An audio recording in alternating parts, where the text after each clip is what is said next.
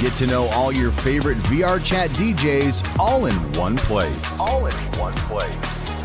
This is VRCDJLIVE.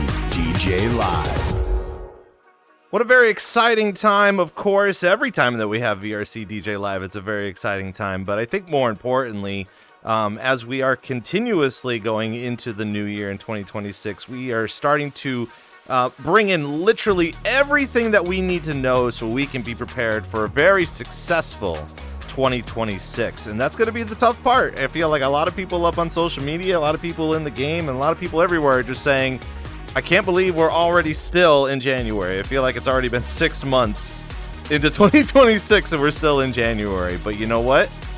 We're here. We're going to talk about the things that are hot and the things that are important to you. And we want to welcome you on into VRC DJ Live. I'm Rob Roman, your host. And if you are brand new to the program or if you're just learning about us, we talk to all of your favorite DJs. Of course, that's our slogan here. All your favorite DJs all in one place. But we do so much more than just talk to your favorite DJs. We also talk with club owners and security and promoters and designers and VJs and producers and literally everybody in all sorts of parts of the gambit when it comes to virtual reality and the DJing scene. And our guest today, literally, like, I can't say enough about you guys. You've been kicking a lot of butt, especially in the past couple of months, not even just this past year, but just recently it's just been absolutely taken over the space. And I want to be able to welcome in our guests here, an 18-plus group that focuses on music and vibes with peace, love, unity, and respect. They've literally been blowing up on social media, especially on TikTok videos, and their VRChat documentary recently released. If you haven't checked that out, I recommend you go check that out, especially if you want to be a part of the virtual reality DJing scene.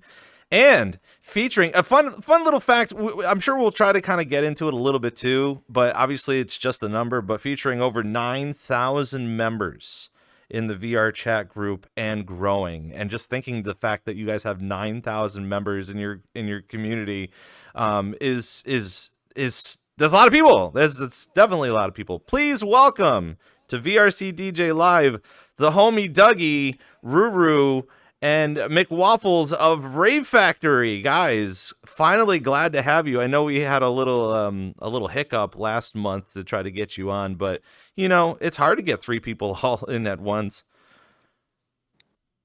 Yeah, especially with over the holidays and the scheduling, and since I work, so I had to attend a holiday dinner that was hosted by my workplace. How'd that end up going? I feel like if you were to go to any sort of holiday party from a workplace, it's kind of like, oh, great, now I have to actually spend family quality time with my coworkers. Yeah, pretty much.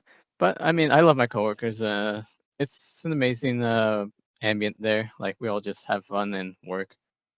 That's pretty fair. It was a great time. Yeah. I just had a conversation with one of my coworkers today. He's actually a client that I hang out with about 4 days a week, and he was asking me. He was like, "Rob, we're friends, right?"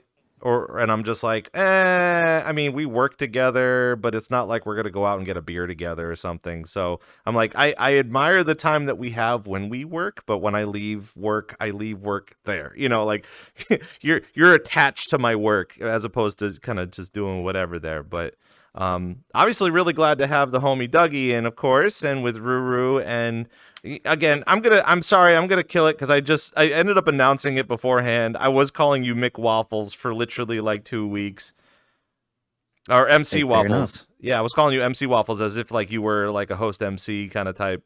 Is that something you'd be interested in, or? Oh, of course, definitely.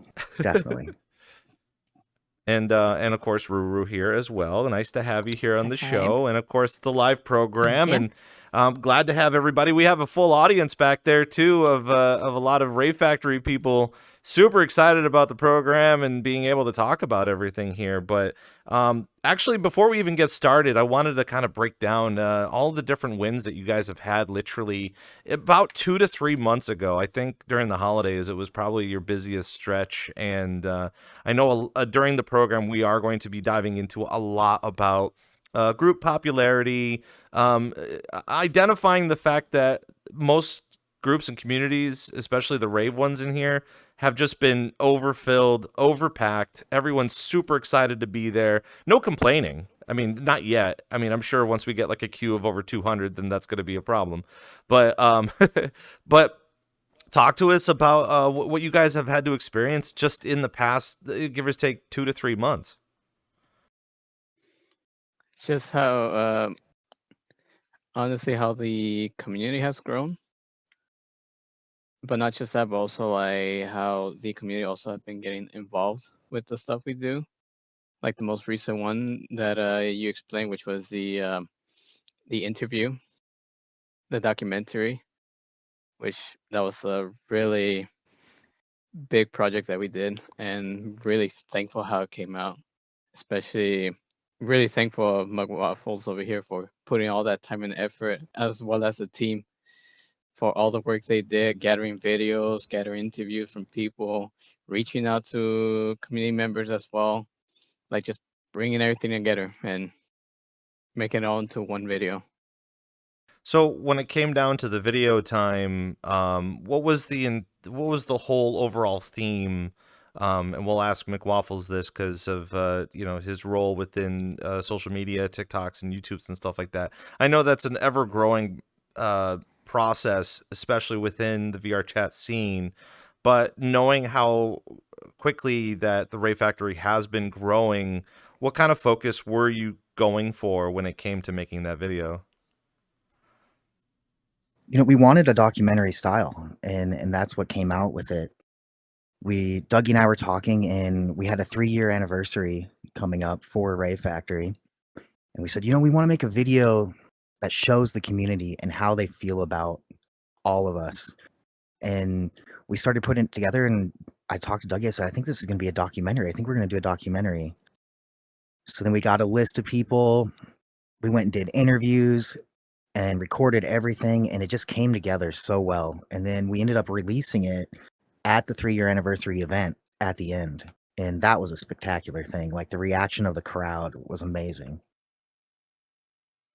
Ruru, what's your thoughts on it? I know for you to be doing a lot of the graphic design and helping out with the process, especially with the staff and the Discord.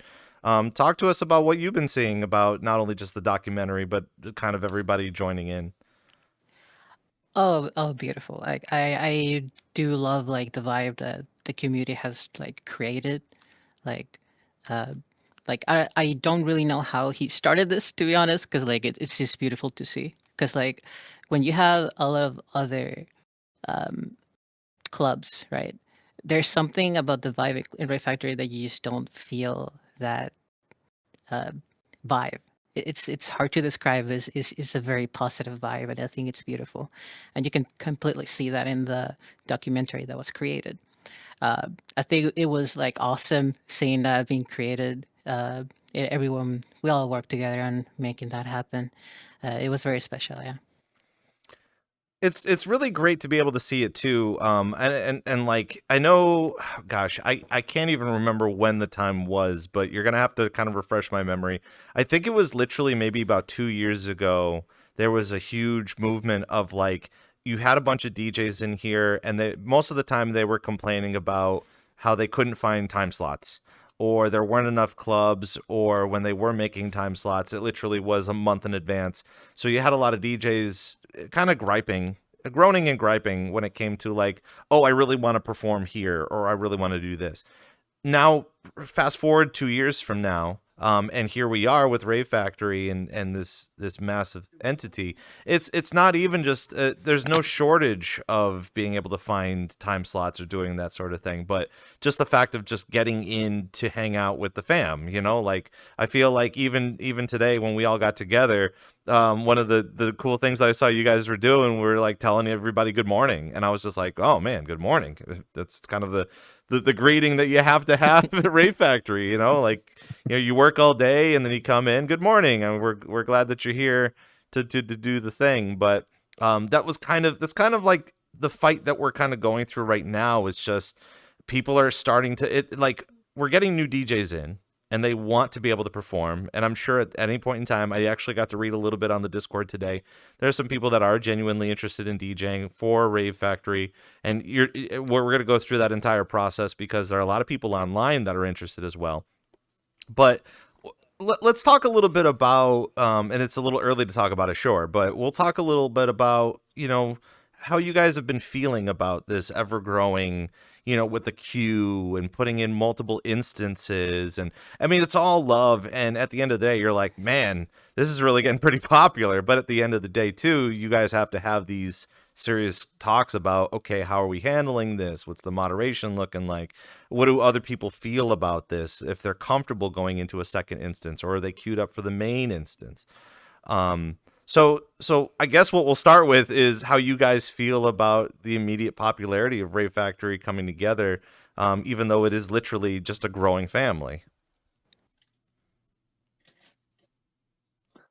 So with the way we've been growing, it's like it just tells me that we are doing this right. Like people are loving what we're doing, the vibe, the atmosphere.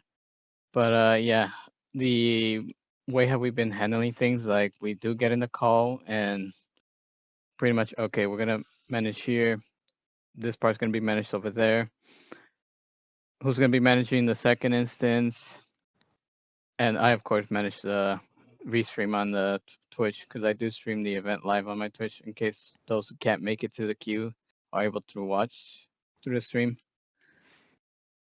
But we do we basically, like, we do get together and plan things out.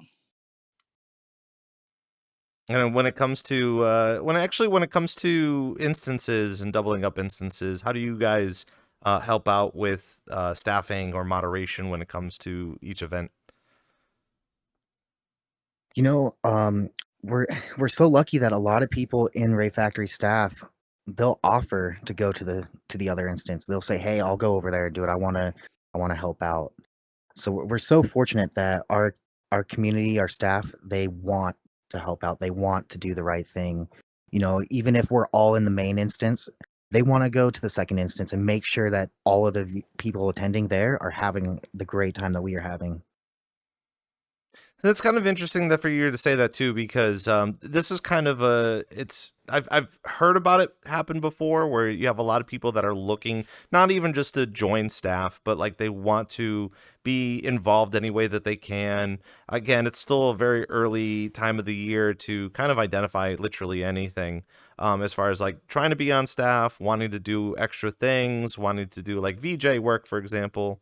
I feel like there is a step-by-step process on it.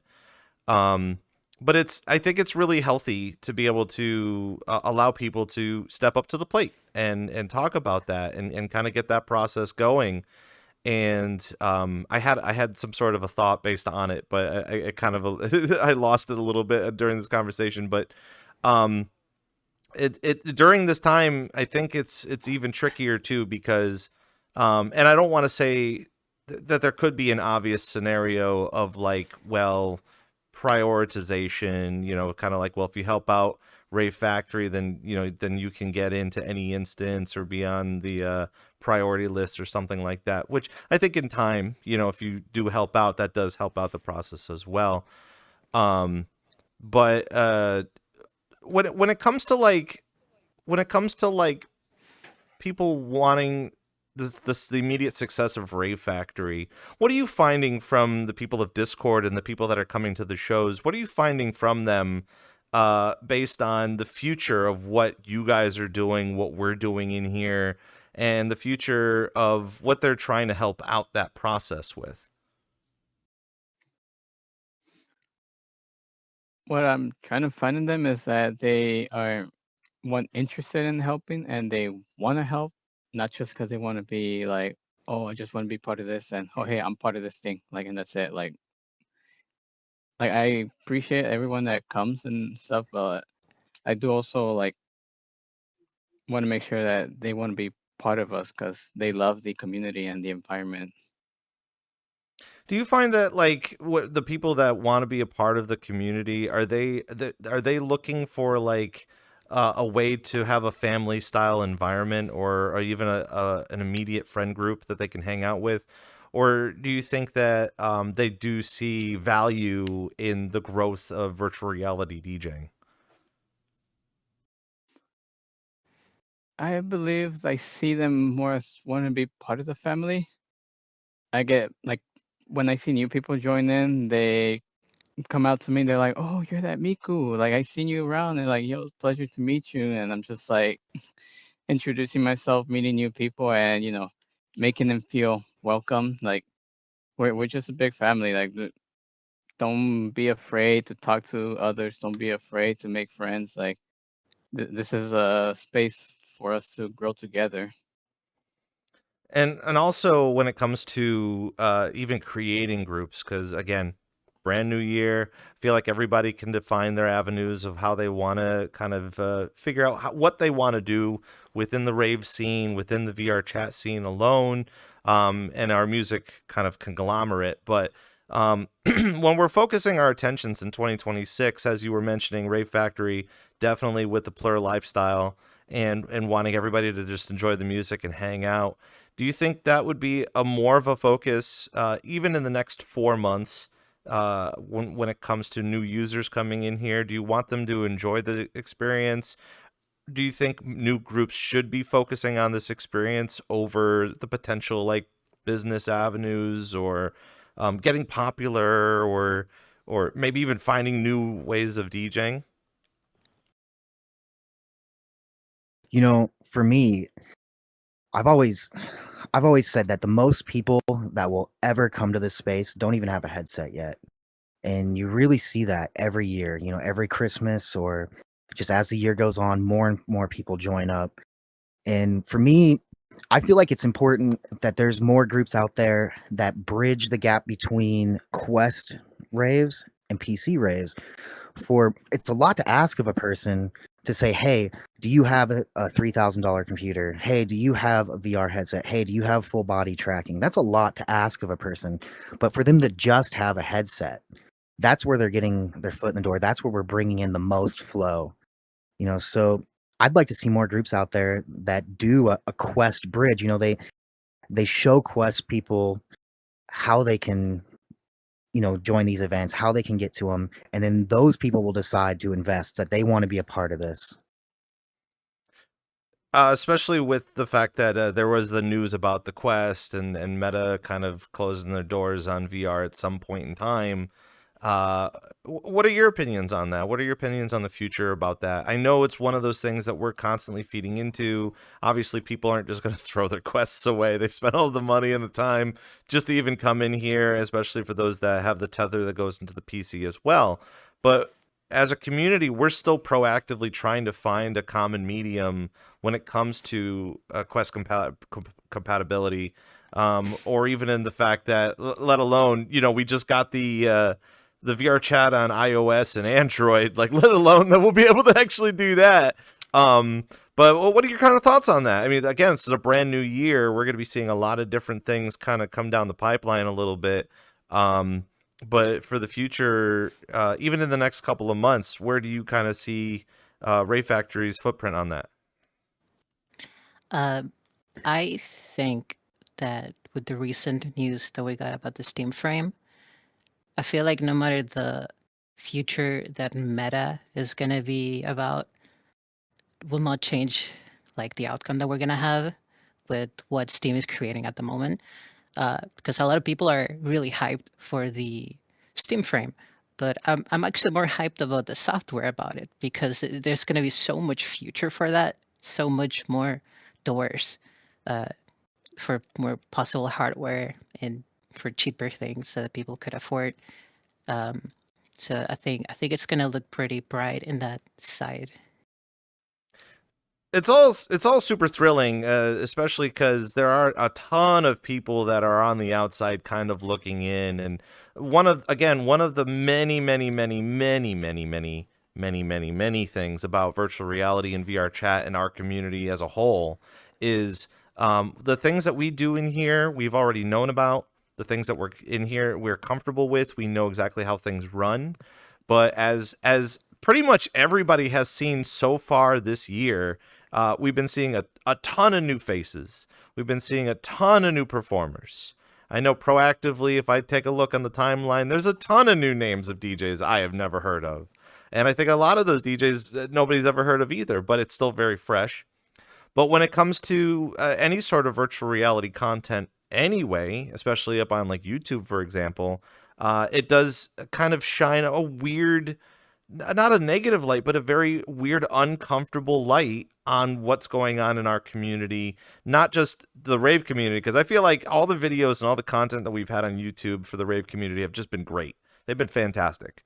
It's stuff that we enjoy, the stuff that we reminisce about. Sometimes we cry about it. We enjoy it. But we have to take what we make and put it in that same category as virtual reality. So when they do type in virtual reality, it does get mixed in with like 4 or 5 other videos that may not be what our communities are a little bit about.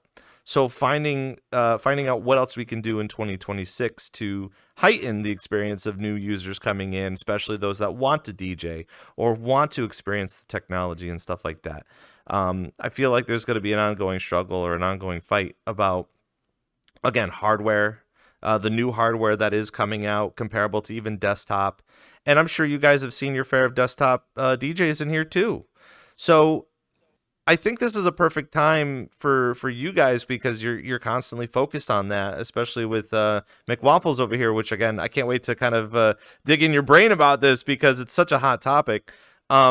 What do you think we should be doing and focusing on even in the next few months leading into more success for Rave Factory to be able to bring in new users and tell them and say, don't feed into all the weird stereotypes that you've been seeing up on YouTube. Get to know our community and how amazing it can technically be. Yeah, it's been interesting. For me, a big fuel was trying to push away the light on that kind of content and showing people what we thought the real VR chat experience was, which for me is raves. I mean, that's my favorite part about VR chat, the DJs, the music, the culture, the people. I've met some of the best people in these communities. And I feel like showing people how it is inside those raves is huge. Getting a clear picture of people dancing in full body and explaining these are trackers, these are people's body movements dancing to the music, these are DJs playing their souls out, playing their hearts out to see reactions of the people moving around. And I think that's what keeps everybody coming back. Not only are we such a great community and everybody cares for each other, but it's the most fun I've ever had in my life. I'm at the point now where I prefer to go to VR chat events than IRL events. I mean, I'm 33 years old. It's the place I want to be. Have you managed to see any college style events with like college kids IRL recently? Not recently, no. Okay, you're not missing much.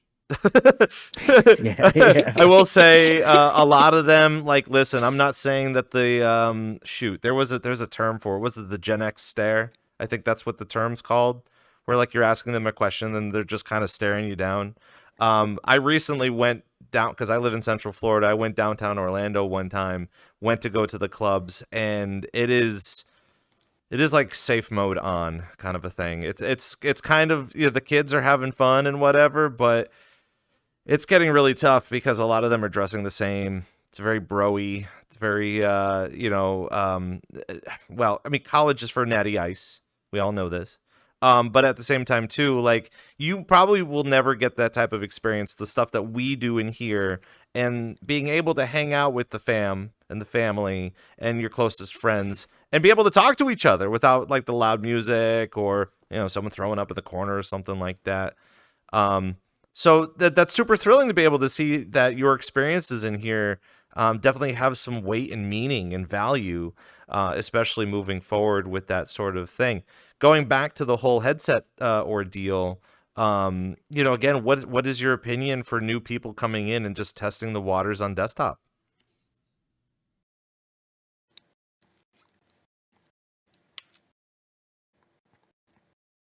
that will be in the DJ scene, I will assume. Yeah, I mean, I'm not gonna go ahead and throw the book at the idea of like Yeah, desktop DJs. You do what you got to do. You know, if for example, we've had a lot of desktop DJs that just cannot do virtual reality and DJ at the same time absolutely. because there's just way too much going on. But like, let's just say some new users want to come in and they want to. I feel like there is a fear of being on desktop, not really being a deskie or whatever what the term is nowadays, but just the fact of like, hey, it's virtual reality. We've got a really awesome thing, but we also are all inclusive for you to come in and hang out with us, regardless if you don't have a VR headset or not.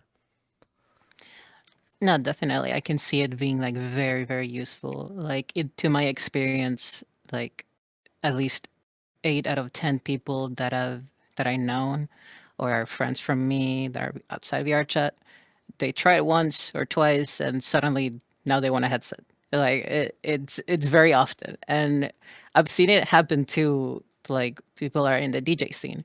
I am friends with somebody that they know, a producer, and they do something of a remix that I loved, and somehow they got them in my birthday, but they never done VR, and they just tried for the first time on desktop, and they played, and they're a DJ, they're a real life DJ, and they actually loved it. They actually enjoyed it. It's like, now I don't know if they wish to VR, but definitely I've seen that they will wish to actually be a DJ in VR for sure. So I think it's important, yeah, to try. So breaking it down. Don't worry. Listen, we'll have good communication here. It's just a matter of pointing our fingers and be like, "Your turn, your turn." Yeah, your there's turn. delay. Yeah, we'll get there. Don't worry. It's still early on in the program, sure. But yeah, being able to break that idea down, and that's something that we're going to constantly talk about on this program. Is what we like to break down is how to bridge the gap between what we're doing in here. Obviously, we've been all cooking in here for literally 6 years, give or take, even since the pandemic. And it does seem like a lot of the community that I talk to that are doing festivals or IRL performances or touring, they may not be so into, they're not keeping up with the kids, they're keeping up with the money. And when it comes to keeping up with the kids, there's so many people from around the world that they can also feed into a specific community and demographic that will aid in the success of a lot of careers in here, a lot of DJs that want to do a lot more. And we'll even also kind of break down the idea of being an owner for a club too. You know, there's lots of opportunities for you to grow as a promoter, or even wanting to like create your own club, or as we're probably going to dive into a little bit later too, going IRL and doing the portal events too, the cross reality events, which are popping up literally all the time now, which is equally as important with the growth of many clubs in here. It's VRCDJLIVE. We're sitting here with Rave Factory, the homie Dougie here, and Ruru and McWaffles. And again, I'm gonna call you MC Waffles one of these days, and then you're gonna be like, "Look, Master Chief, ladies and gentlemen," and that's just how we're gonna handle it. But it's not a it's not a pet name, I'm sure. But of course, it is VRCDJLIVE. It's a live program, and I'm glad to see a lot of people in chat showing love for Dougie, showing love for the Rave Factory, and feel free to ask any questions that you choose. We do have a full audience in the back there too that are just raring up, trying to figure out what they want to ask these guys. And it's not really a dunk booth moment of like, okay, you can ask literally any question, but I mean, I would assume that if you're an aspiring DJ, or if you want to learn how to become staff, or let's just say you want to work in design or in social media or something like that, this is the time, you know? This is the time to ask the questions, and it's the beginning of the year. Like I've said, this is your opportunity to ask your favorite questions to your favorite people. Perfect opportunity. We have a question already. Look at that. See, you chime in, you ask the questions, and then we try to respond. But we have a question here. How do I become staff for Rave Factory? That's a great question to start with. Just pretty much be a part of the community, join our events, participate in our events, but also participate in keeping the vibe alive. Like, kind of be like part of the family, basically. Like, welcome the people, make sure they're feeling all right, and just keep being active and show that you have interest in wanting to help us out. This is gonna Of sound like course, a this is gonna sound like a sorry. really ridiculous question, but you're more than welcome to have a ridiculous answer. But like everybody's version of being active in a community or wanting to be active within a group or get to know somebody, sometimes they are fearful for being too aggressive or too encroaching or constantly spamming messages or even brown nosing. So I would love your serious and your ridiculous answers based on that, even for something that what you're looking for a Rave Factory. Hmm. So one, I will say it's like just basically just be part of it. The thing that I went through back then when I first started staffing for a club, my first time, I was very nervous. I was like, I didn't want to. I was so like timid, nervous, quiet. I almost talked to nobody. But eventually, like the one who I staffed for back then, like this was years ago when I first started into the scene.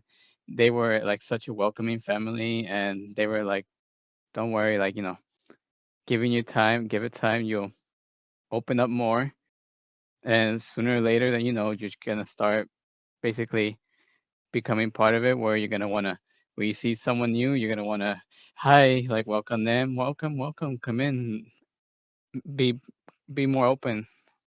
And that's basically what we do is anyone who wants to be part of a staff, especially if they're really new and I see they have interests, I want to help them grow. Has that process ever been difficult to kind of not really just weed out or have like a ratio of like 1 out of 10 people tend to come in with bad intentions or they're wanting to climb the ladder a little too early or too quickly or something? I know it's really awesome to be able to see that a community, even like having over 9,000 members in your VRChat community, and all of them collectively are saying, you're right. We all can be kind. We all can be nice to each other. We all can be responsive and responsible, and do this for the love of what we do this for, and not have to filter in the drama or negativity that could come with anything. But I would assume that like you know some other people's intentions aren't as pure as the way you've been wanting them to be. Even since like a couple of years ago, how has that ever played a really big role in that? Thankfully, I have not had to deal with anyone being a disturbance or overstepping. But it is a little a little difficult when someone at first joins and they seem like they want to be part of it, but like once their true colors start showing, then that's when it's like, okay, maybe this guy's not the vibe, and gonna have to ask them to leave nicely. But like I said, it is a little bit difficult because when some people come in at first, like they start off they basically come in very nice. But as I mentioned, like thankfully I have not had to deal with that at all with anyone who's been part of our team. And again, being able to see the role of Rave Factory, being able to implement that is super refreshing, even into 2026 when we are, again, bringing in new users, bringing in new desktop users, or if they've started their journey on iPhone or Android or something. I mean, they could be joining in as well and enjoying it. But these are the kind of the things that we have to kind of let new users know that like when you do come in, club etiquette is always a very proper thing to understand. Which in due time, if we have plenty of time to talk about it, obviously that is a topic that is yet to be fully resolved in here is club etiquette, but being able to identify it too is super important. But just the fact that, again, you guys are really leading the forefront when it comes to 2026 and being able to say, hey, come on in, enjoy the music, be on your best behavior, obviously, but also to recognize that we're in here for a thing. We're here to have fun. We're here to listen to good music. We're here to vibe. And any sort of added drama, whatever's, you could leave at the door. You don't need to bring that in here, and that's perfectly fine. We actually had a question in chat, and maybe we'll get some opinions from you guys too. What have been some of your favorite events since last year? I think a lot of people are excited about the things not only that you did last year that were super awesome, but even leading into 2026 as well. So I'll give you guys an opportunity to answer that one. I personally, I love our hip hop events. I love our anniversary event. Our anniversary event to me was probably the best VRChat event I've ever been to. The whole production of it, the set list, the ending where we released the documentary to the crowd and seeing that reaction, and then Dougie playing a set after it. Everybody was just so into it and emotional and excited, and that's where the true magic comes from. I mean, it gives me that feeling where I don't want to leave. I don't want to miss it. I want to be here. I want to be a part of it. And every weekend I get so excited. It's like, it's that same feeling you got back in school when the weekend hit and you're like, man, the weekend's here. I know what I'm going to do. I'm going to do all these things. I get that every single weekend at Rave Factory. Yeah, no, I completely share this same sentiment. I think the anniversary is probably one of the best that I've ever been. It's kind of funny that you have us three here because like we are the main three in the production of that anniversary. Like Dougie doing the set and all the planning, Waffles did the editing, and I helped on doing the production for the ending set that Dougie did that everybody loved. I was also the one behind showing the logo, creating the branding, because in that exact anniversary we showed the logo. So I made a visual After Effects video there showing the new logo, and seeing everybody being so excited, seeing in the set during the set so many people hugging, super excited, smiling, like it made me cry of joy when I was watching the replays. It's beautiful, it's gorgeous. So definitely by a lot, that's my favorite. It's been That new super. logo reveal was so cool. It's super wholesome too. And again, I'll also end up saying a lot of the cool words. And I think moving forward too, once we get to Waffles a little bit later, I actually stumbled across Rave Factory on TikTok. And I wish you guys were there when I was just lying in bed going through my TikToks and just seeing you guys having such a fun time and enjoying each other's company and playing some good music in virtual reality. And I'm sitting there going, where the hell have you guys been? Where have I been? How come I haven't been in the events? So I started kind of feeding into it. I'm just like, what is going on here? How come I'm not seeing this as often as I want to? So I'm really hoping that people up on TikTok, maybe even on Instagram, if you guys get on there, if you haven't been there already, we'll start to kind of flood everybody's views on it and be able to love it just as much as everybody else joins in to do that too. Quick question for you though. You were saying you love the hip hop stuff, and one of the things that I think a lot of people have already known about Rave Factory is that you guys can do any sort of genre that you want. Do you prefer a specific genre outside of, hip hop is definitely a thing. I think a lot of you guys play the faster musics too, but what is something that you guys have preferred?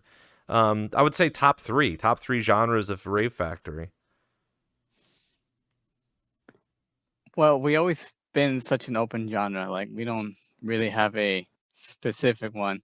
There are times where we throw a theme night. That's when I actually look for specific genres, such as like, for example, sometimes we'll have like a DMB Monday, and it's any type of DMB, or like Waffles mentioned, hip hop, where we'll throw like a hip hop theme night, and there'll be only any kind of hip hop. Another one would be Disco Monday, and that's basically funky disco house kind of music.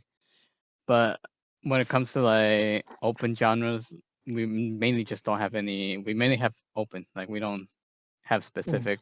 Pretty much. But I would say that Waffles prefers the hip hop though, right? I do. It's my favorite. We get these dance circles out in the crowd in the hip hop nights, and it's so much fun to watch everybody go in, do their moves, back out, and then the next person hops in and dances around. We kind of showcase that a little bit in the documentary, and it's the funnest feeling ever when everybody's just having a vibe, moving their legs around, just having fun. Have you guys considered doing any sort of like kooky genre? I know last year I was able to test the limits with country music and having a country music night. Have you guys considered any other type of genre? At the moment, not really. Or well, maybe eventually we'll probably consider another genre. There used to be some nights where you used to throw like Beat Monday. This is a really old event that I haven't done anymore, but it's like any type of like club music, Jersey, breakbeats, jungle. But I mean, at the moment, I guess we're just sticking with what we're doing right now. But eventually, we will eventually come up with something different. I'm still waiting for like a 1950s doo-wop, like oldies. I mean, I don't know too many people that could DJ oldies, but to be honest, I don't know too many people that are in here that actually know the lyrics to all the oldies songs too. So Maybe you never really know. There's a whole wide range of people in here. Of course, the VRCDJLIVE. We're here with Rave Factory, and I want to be able to break it down. I think a lot of people want you to break it down because just as we've said many, many times on this program, we see a lot of DJs, they go up and they perform, and then once they're done performing, they go and get a snack or go to the bathroom, get some water, take a shower, do whatever, go to sleep. A lot of people just take their headsets off and go to sleep. So this is our time to get to know you guys and the things that you like to do. Before we even break down the obvious, how did Rave Factory come to be, I want to give you guys an opportunity to say your name, your name in here, and maybe like a fun factoid of something that you like to do, like a hobby or a fun quirky thing that we don't know about you. And I think we'll start with Waffles over here. Put him on the spot a little bit. Well, I'm McWaffles, and I like to party. That's my favorite thing. Do you party with the Waffles? How did the Waffles come to be? Yeah. Oh man, the Waffles came to be. It was my gamer tag on Xbox Live when I was 11 years old, and I just never changed it. But it has nothing to do with your love for waffles? No. You'd be very upset with me. I haven't made waffles in like 4 years. I feel like I know, I'm a everybody's fraud. I feel like everybody's in shock now. Yeah. They're just like, oh well, our boy over here doesn't like The secrets out of the bag. I do. I just haven't. disappointed. The look of made 'em. disappointment over here at the second chair. I thought you loved waffles. Oh, sorry. So then, I'm sorry. what would be the McWaffles then? What would the flavor be? Oh, I would think it would be chocolate chip waffles with syrup, maybe a little butter. That'd be the flavor. That'd be dope. I'd see that. And you like to party. How much do you like to party? Sometimes when we do recordings, my recording will be 13 hours long. What? Yeah, no joke. Yeah. So like you say, if we have a Rave Factory event and that ends, then the whole crew will go to other events and we'll record there for other media sources. Yeah, and it's just so much fun. By the time the weekend's over, my legs are jelly from dancing so much. I mean, it's good to have all Just- that just B-roll too. exhausted. Yeah, just let it roll. It and is. have a It good is. time. Yeah, we actually have a Discord that we named the storage locker that we dump all of our extra footage in for future reference, whether we want to make a trailer or just some sort of video for an event. It's really nice to be able to go back and say like, oh, we've got this DJ and this DJ on the line. Let's go grab footage of them DJing and put it in an advertisement so that people know what they're getting before they arrive. That's always a good idea too. And I think again, once we get into the whole social media thing, that being able to have tons of B-roll footage of you performing and actual people dancing while you're doing a set. I think all of that is super important for the future benefit, not only just for career-wise, but being able to post that on social media is gold, because there are a ton of people that either can't make the events or they want to see how virtual reality is and how to do that. And you being up there being like, yeah, that's me up on stage doing the thing and everyone's having fun here. So having tons of B-roll for that is super, super awesome, especially if you're featuring another DJ in your club and having that and being like, this is how this guy parties. You want to come to this event.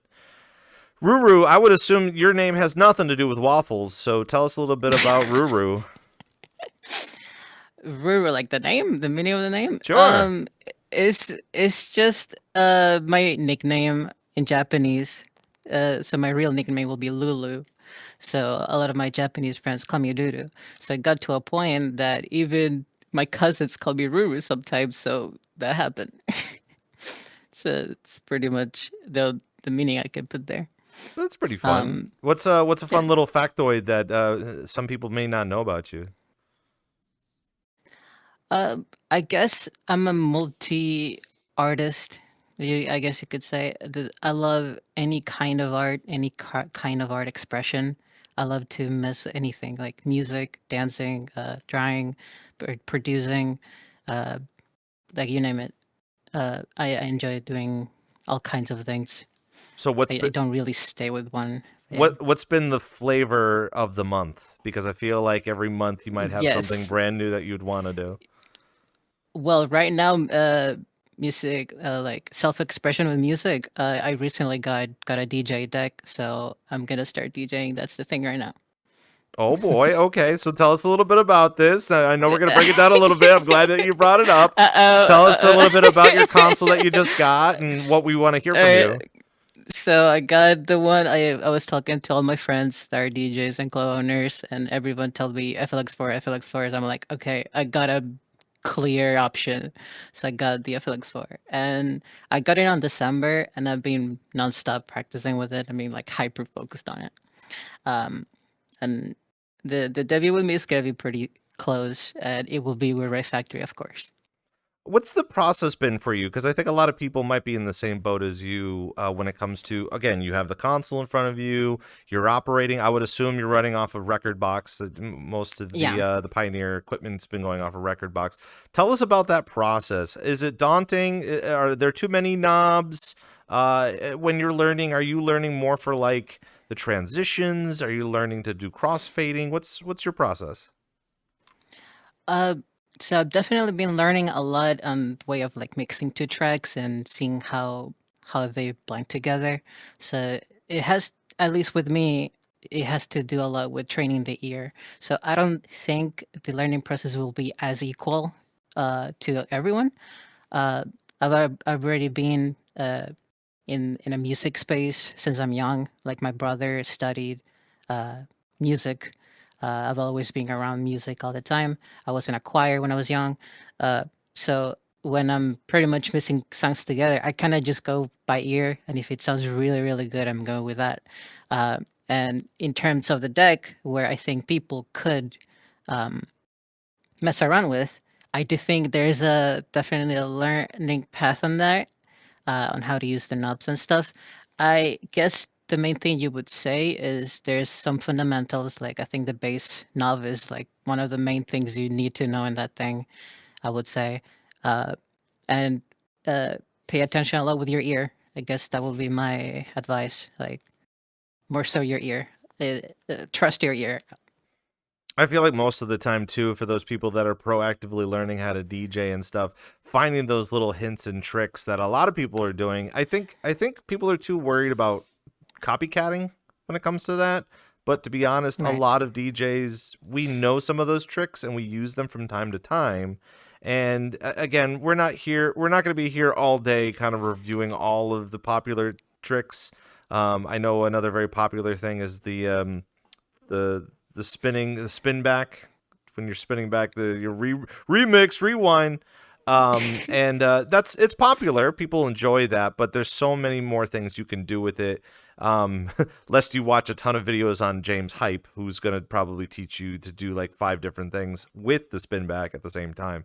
So good to see that you're practicing, though. It's really glad that you're being a part of this, and also don't feel like you're alone too. There's a ton of people in VRChat right now that are like, whoa, there's DJs here that I can also DJ as well. So they're just practicing and learning just as much as you are. So I would say For sure. welcome on into the family. I'm sure we're going to get you on a, but that's the thing. Don't get too good, because you get too good, people are going to want you to play everywhere. I would assume Dougie's got the same thing, but like, let's ask Dougie, how did the homie Dougie come to be? I don't know. I guess I just spawned into the game, as you can say, and then just like, I like this. I want to be part of this, and it just became part of me, and it's like, how can I say? It's like a second job. That's how much I love it. So how did You- DJing come into your life then? Because I know when we do have our regular DJing guests, as opposed to a community guest, we asked them, I'm like, what came first, the chicken or the egg? Did you DJ before you get into VR, or was it a passion that you learned about in here? It was actually a passion that I picked up being in VR. And actually, I have a few friends I could thank. One of them is a very close friend of mine named Stay a While that I met. When I hear them play, I'm like, Jesus, this is like really amazing. I love when I'm hearing like it gave me inspiration. And especially another close friend of mine, which was in the show not too long ago, Murdoch's. He was also like another one that really made that enthusiasm grow in me that I wanted to start doing this. And well, that was actually that was like my very first genre that I started spinning when I started getting into DJing. That was the first genre I ever spun, and it was DMB. Uh, You know, it's really great that that you brought up Murdoch's too, because even in the past year or so, with his wanting to start up the school and teach people in here how to DJ, I think it's a healthier alternative than just going on YouTube and being like, what up, it's your boy. Make sure you like and subscribe, kind of a thing. And you're just sitting there going, can we just get to the good part? Can we get to the point where we're practicing?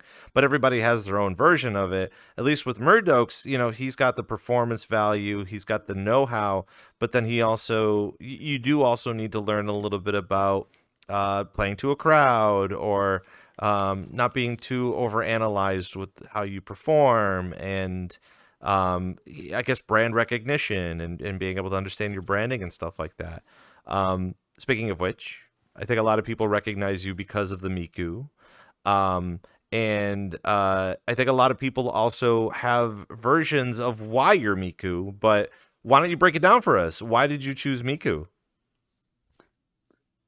Well, back then, years ago, we're talking about years like two or more than 2 years ago, I used to actually be a cat with a backpack and a hoodie. I'm sure many have seen that.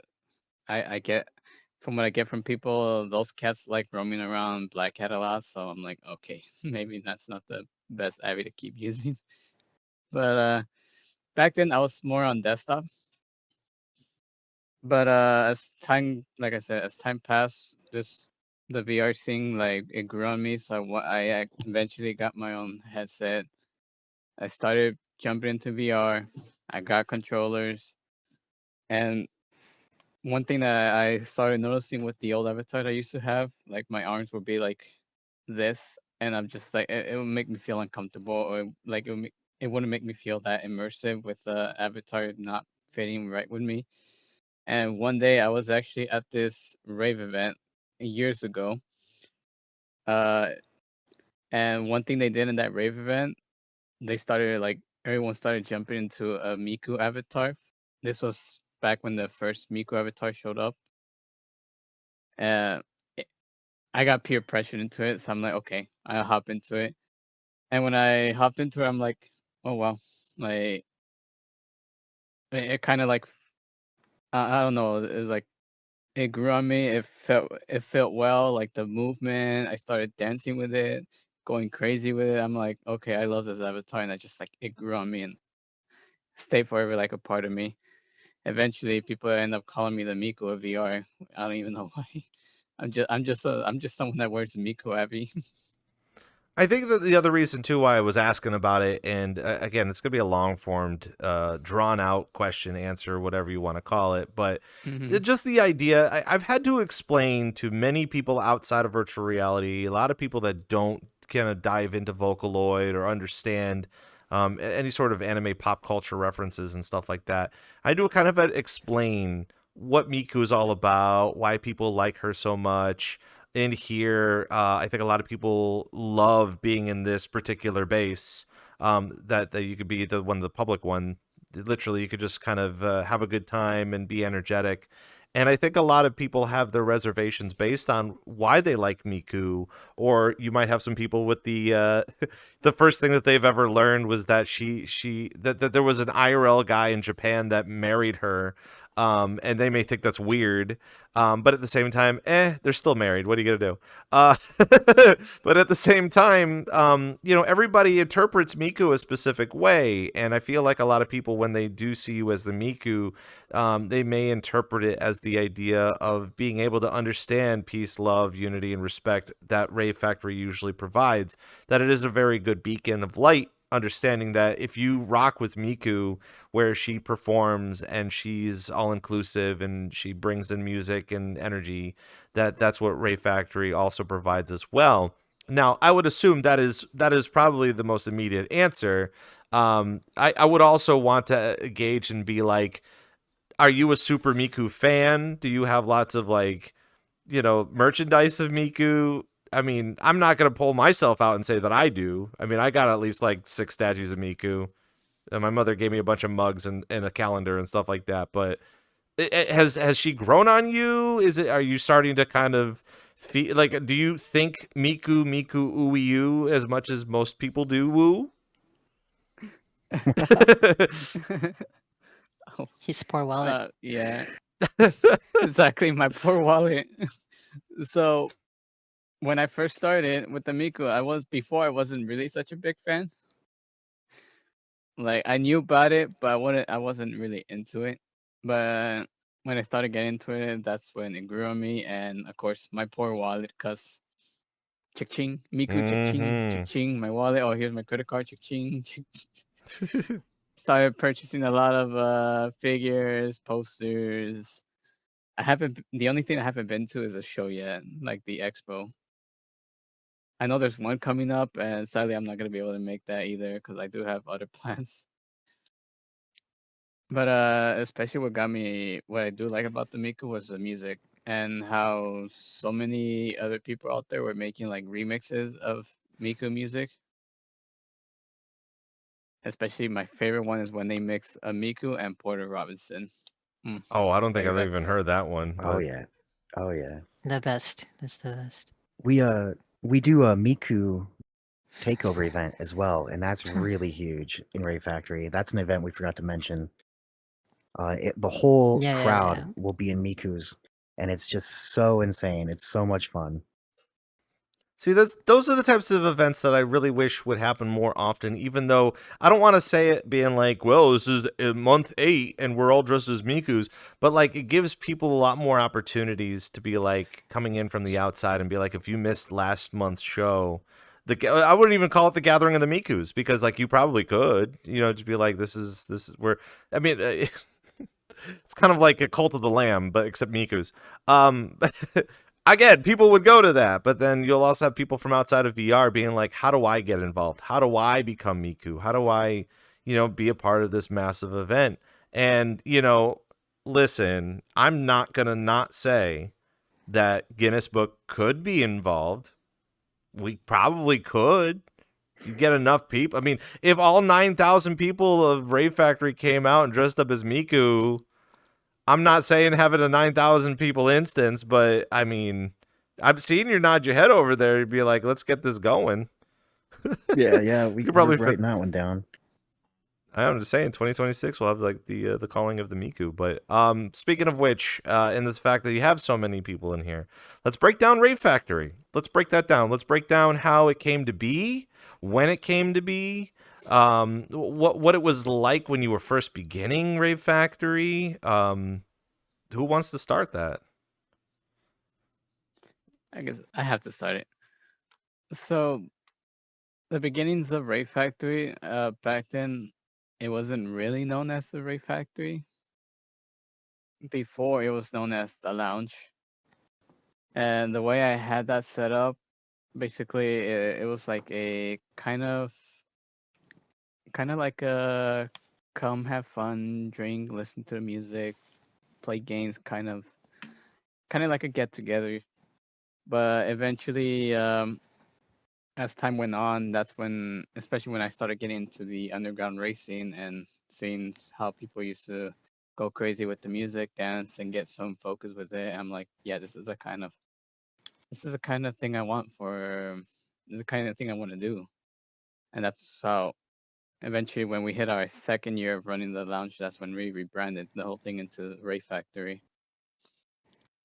Was it meant to But be? mhm. Was it meant to be kind of lore-ish, as if like you were like if there was a storyline behind it, like you walk down a path and you stumble across a warehouse and you enter the warehouse and you realized it was a factory of some sorts, but it was run off rave music. Did it have any intent to be like some sort of lore behind it?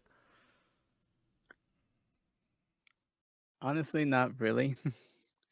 I just wanted to make a group, have people come and play and enjoy the music. It could have become a lord, yeah, but didn't really thought about it at the time. You were gonna say something else on the other side of that. I kind of interrupted you a little bit. Yeah, yeah. So before it was Rave Factory, then before it was the lounge. Before the lounge, there was nothing because I used to, like I said, when I started VRChat, I became part of this one group that were really great friends. I call them like my first family in VR. I worked for that club, and it was good time with that club. But eventually, like time passed, people moved on to different things, and I also like wanted to kind of grow on it. I wanted to go like on a different path and grow.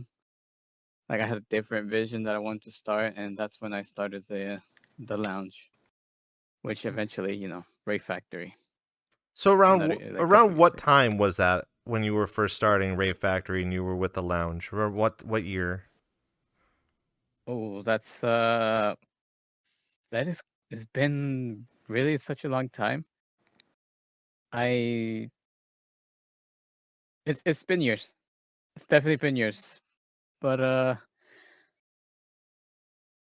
like around I I really don't remember honestly. Like it's been such a long time. Like I kind of lost track. Cause well, no, not really long time. What am I saying? So it's like 4 years, almost 4 years ago. So you would even say like sometime a little bit after the as the pandemic was kind of going in. That's kind of how things were kind of shaping up for you. Pretty much. Like I joined the scene during the pandemic era. The reason why I'm kind of also asking about this too, and I know it's something that we have to constantly refresh our minds about because we're constantly in here doing what we're doing. But for those people that are kind of fresh in the scene, and let's just say that somebody wanted to start their own community or group, or even look to join a group, that at some point in time, they have to recognize that a lot of the popular groups in here been in here for quite some time and they're well established with their event schedule and they've been through all the ups and downs of trying to figure things out and moving on. And the fact with Rave Factory again, what the outside people don't recognize when from the outside, the people on the inside do, is how passionate the people are. That and I think again we use the example of Shelter because Shelter, I feel like a lot of outside groups do recognize how massive their group is, but they also recognize that if they're going to come in here to go to a Shelter show, they have to get in. Like as soon as the doors open, they got to be right there.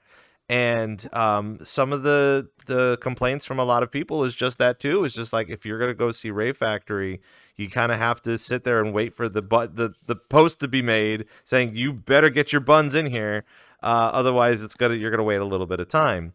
But to be fair, you guys deliver a really great product, you know, like for people to come in, you're going to miss out on some really awesome shows and a lot of awesome DJs and be able to feel that vibe as well. That's the other part of Rave Factory that I really enjoy is not just the music, but everybody will, if you're in there and you're having a depresso espresso moment, dude, you're gonna go in there. You're gonna find somebody to hang out with. Maybe you'll find another Miku, or I think occasionally I did see the frogs in the cars driving around. That's always a very popular thing I see from time to time.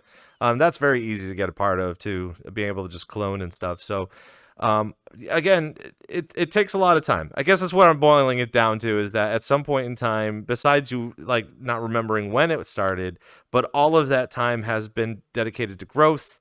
And also understanding that while you are forming your own group, that sometimes at the beginning of it all, it's not as glorious as, you know, the end result, basically. Not to completely try to figure out what happened the first year of Rave Factory, but do you think you can give us a taste of like how it began for you? Was it a struggle? Was it hard to find DJs? What was it like at the beginning of creating such a massive thing?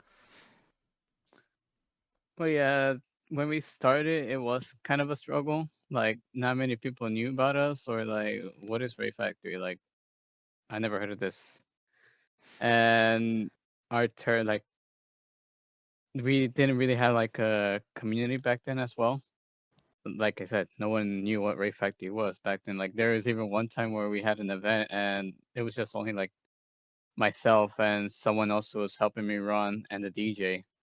Like, that's how one of our events was. Like, there was only like 3 people in there. But eventually, as soon as we started finding our center of what I wanted the vibes to actually become, and once I focus on that vibe, and especially doing outreach, reaching out to other people, getting to know more people, getting to know DJs, basically outreaching, expanding the name of Rave Factory to others. Like, hey, this is what we do. This is the kind of vibe we want, or the kind of vibe we like to have in our atmosphere. I And knew. eventually, just Oh, go ahead. Yep. eventually, just people started like we slowly started growing. But one big thing was working with other teams, other groups.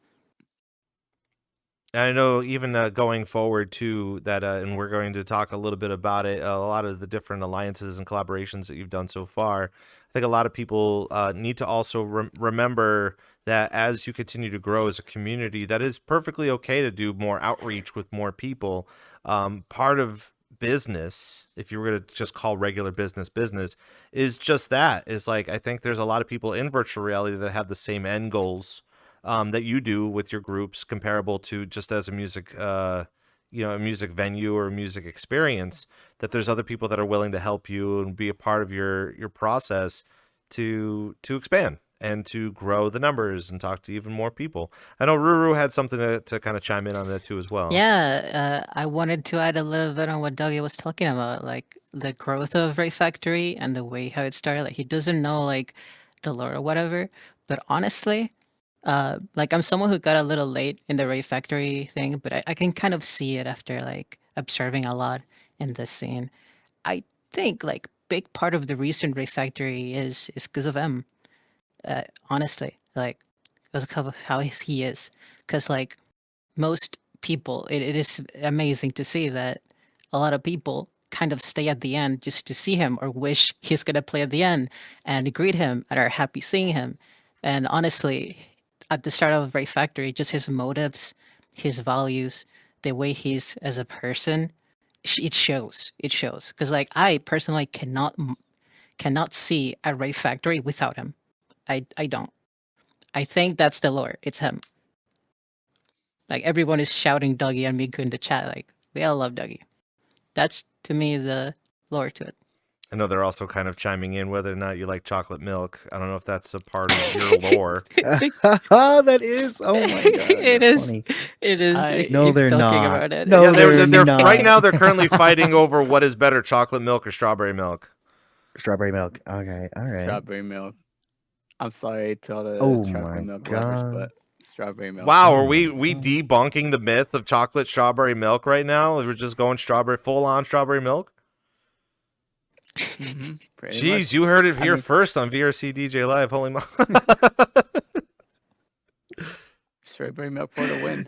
I can't believe everybody's crying right now. Unbelievable. The chat's going sorry. insane. 10 people are defriending Rave Factory right now because of your opinions. No, you're gonna My make claim Dougie is over. No, What I said Dougie's doesn't crying. count They got anymore. 20 more people coming in. No. I'm sorry. I'm just reading the chat. I can't believe this at all. But at the same time, hey, listen, you can have both. You can have both. You got to follow up one with the other. That's all I'm saying with that. But even kind of getting back to what you were saying about the whole popularity thing, and not even just a popularity thing, but people wanting to know Dougie. Listen, there's only a handful of people, and again, I'm not here to continuously stroke in your ego, but at the same time, be prepared, because this is kind of what those 2 to 3 hours are going to be about, is just us loving on Dougie. But at the same time, Oh yeah. I mean, this is why we're here. But let me tell you, like, for a lot of people that are coming into virtual reality, again, there's that intimidation. There's that moment where you come in, and I feel like there's a strong percentage of people that are afraid that they're going to get proximity chatted, or they're going to get content created, or someone's going to come up to them. Listen, I mean, as much as I've been friends with Lolathon, and he's been a barrel of joy, man, oh man, does he test the limits of his friends with his memes. And I don't know why they stick around, besides, they love to do that too.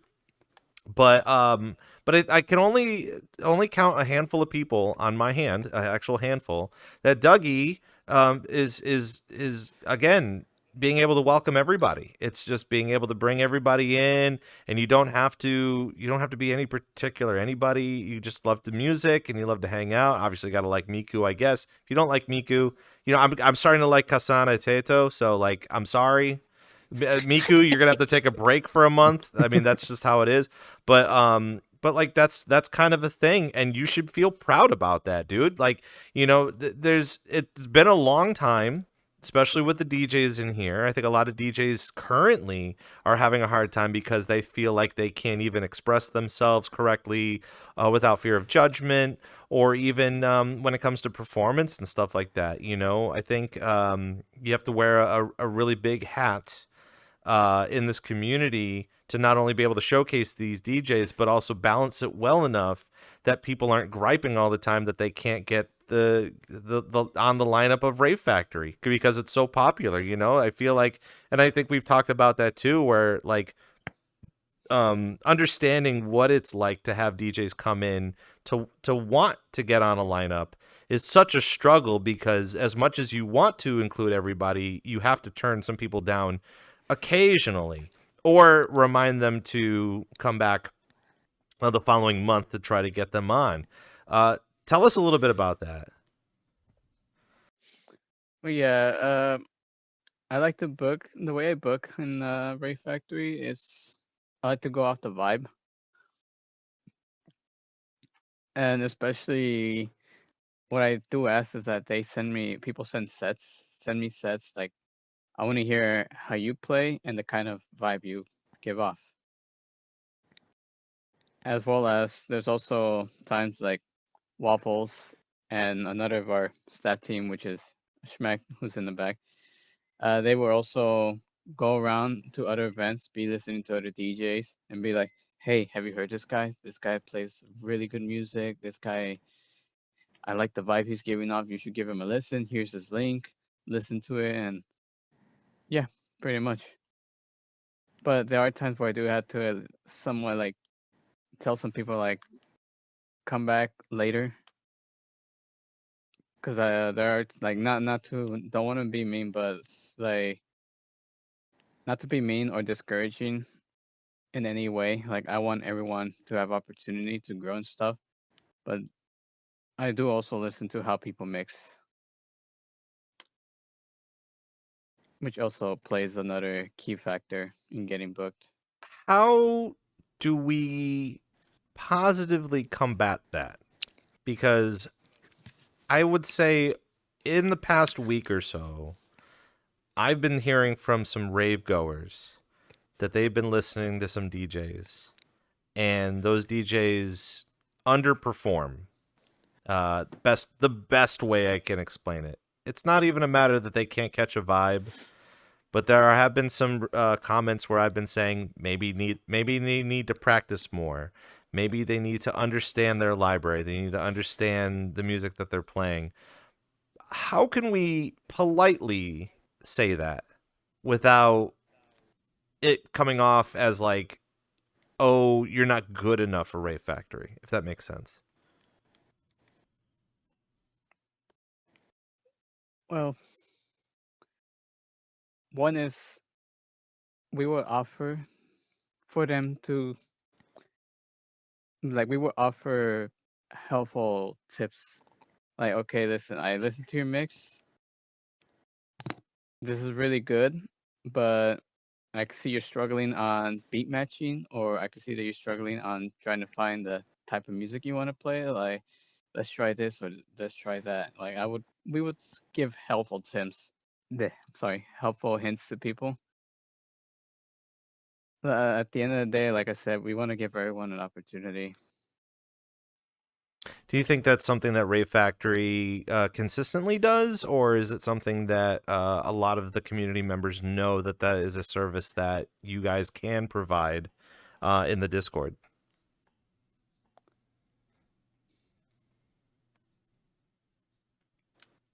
Oh, are you muted, Waffles?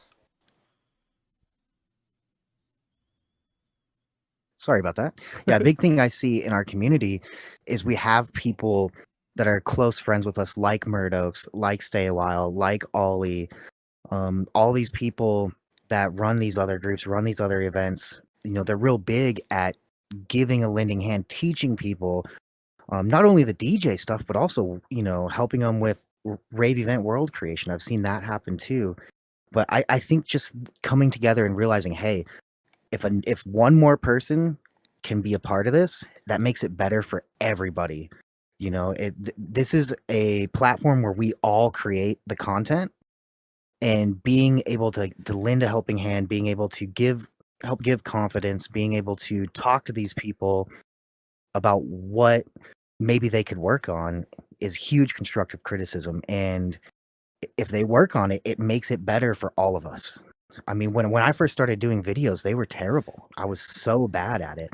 And everybody around me kept giving me constructive criticism on what was bad. And I feel like it's the same thing with the DJs. You know, there's so many DJs around us. In the Discords, we have Discords where all day they're sitting in there, they're cooking, screen sharing, showing the sets that they're working on, and getting feedback before they play them. And I've seen a lot of the DJs progress so much in only a year's time. I mean, it's quite a magical thing. Here's a complicated question. Out of all of the rave goers that don't DJ, how can they complain and how can they raise their voice without sounding like like it's a problem? You know, like I would feel like there's a ton of people that genuinely, if they don't like something, they're very vocal about it. And sometimes they can be very vocal to specific people, but obviously we don't want to ruin, people's emotions or state of well-being or anything like that. We want to help everybody strengthen their skills. But how would you guys go about that though? Because I feel like a lot of people have their opinions on certain DJs, but they're holding their opinions because they don't want to seem rude. That's a very good question. You know, that's kind of where the plur mentality has come through. You know, there were times where people would vocally say in the middle of event, "Oh, I don't like this music. I don't like this DJ." And we're real big at bringing those people aside and talking to them and being like, "Hey, this person's pouring their heart and soul into playing this. whether you like it or not, is not something that should be vocally said in an event. You know, maybe bring that to our attention later outside. So you get comments like that. You get people that come up and say things. But the amazing thing is, there's so many talented people around here. It hasn't become that big of an issue. And we're constantly seeing people grow. And I think because people want to be a part of it, if they go and they play a set and they make mistakes, they're harder on themselves than we are. And they come back the next time 10 times better, and they blow the roof off the place. And that kind of succession, that progression is what makes this a good place. All of this is a very interesting thing. Dougie, did you have something about that? I saw your hand go up a little bit. Oh, no. No? Sorry. Just scratching an itch. That's fair enough.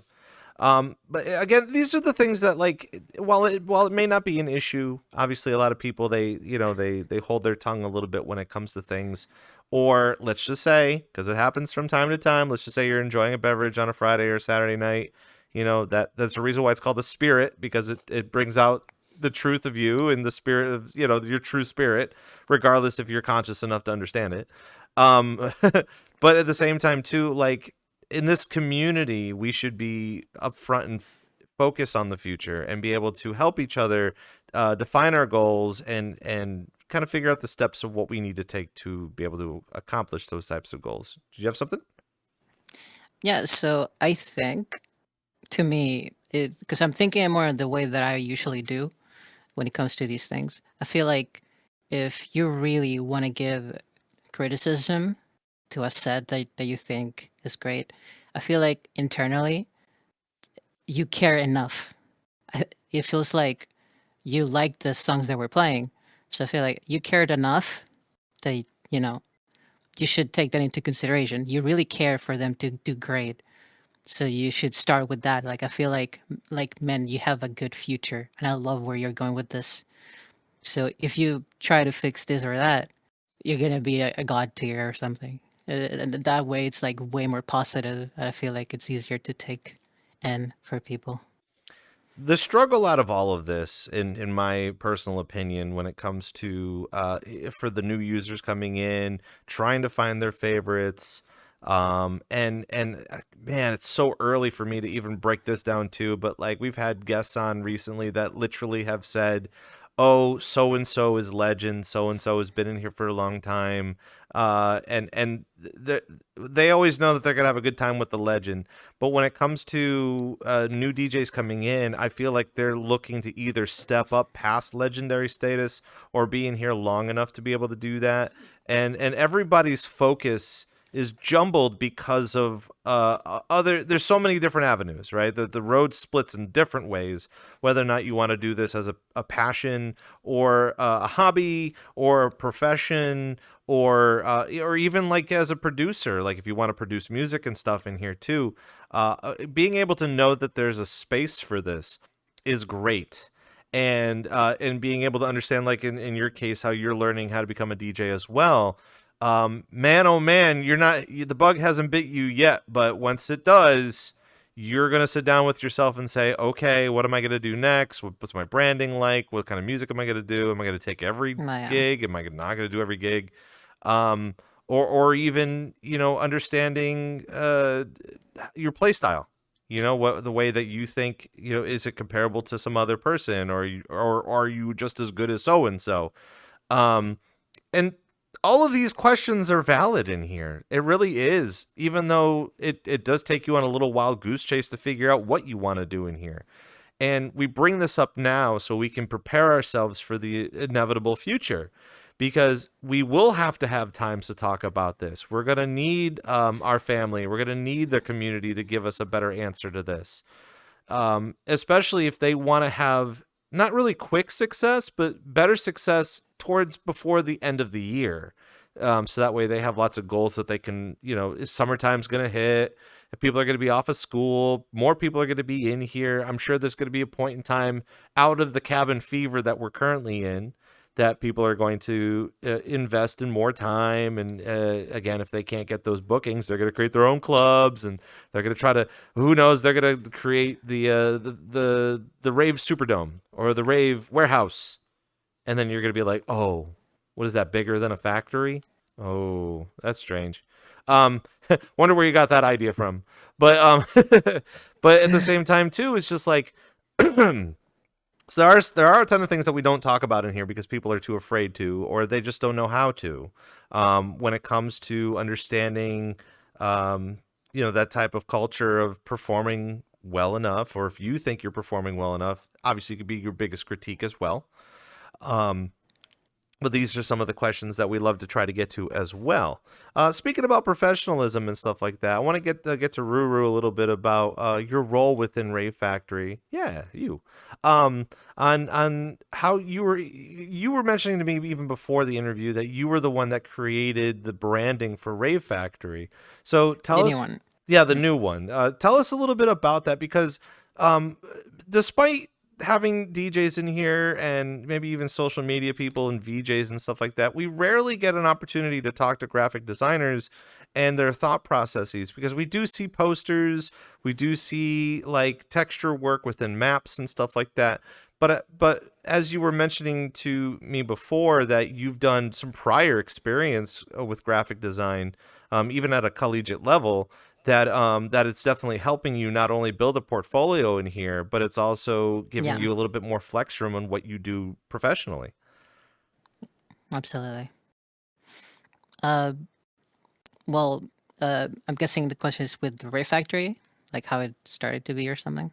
Yeah, we'll start with that. I know that's just kind of threw a bunch of stuff at you, but let's start with how you were able to develop the branding for Rave Factory. For a lot of people in VR, they're looking to how to, excuse my words, again, we're in an age of AI. AI can be very easy to use, but on a professional level, you have a vision of what Rave Factory is supposed to represent. Oh yeah, absolutely. No, that the process is always something I enjoy, especially at the start of it, because when one starts talking with your client, right, starting to have the vision, it doesn't matter if they're an artist or not. All it matters is if they have an idea, and for a reason they commission you or want you, right? That's pretty much how I got with Dougie on doing it. So pretty much we brainstormed together and we put all the meaningful things about Rave Factory, like family, plur, right? Good vibes, like happiness, etc. Just a good time, right?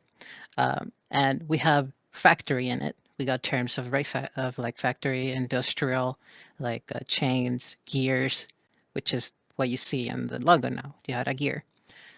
So the idea that came to be with that is we have the Rave Factory, and what represents Rave Factory is a family. You said it yourself. It is a family, and that's pretty much the representation of the logo. The gears meant to represent the factory. The sideway heart is meant to meet the people, the family. That's what the heart represents, and that's pretty much what it was created. There's also another visual that I have, which is what Dougie has behind him. If you can turn around. There you go. That's a design of the Rave Factory logo, which represents kind of an industrial building, if you can see it, but it's creating happiness and family, like just peace and love is what it's creating. And it moves with the music. The gear starts moving with the good vibes and music. So that's pretty much the meaning of the new rebranding.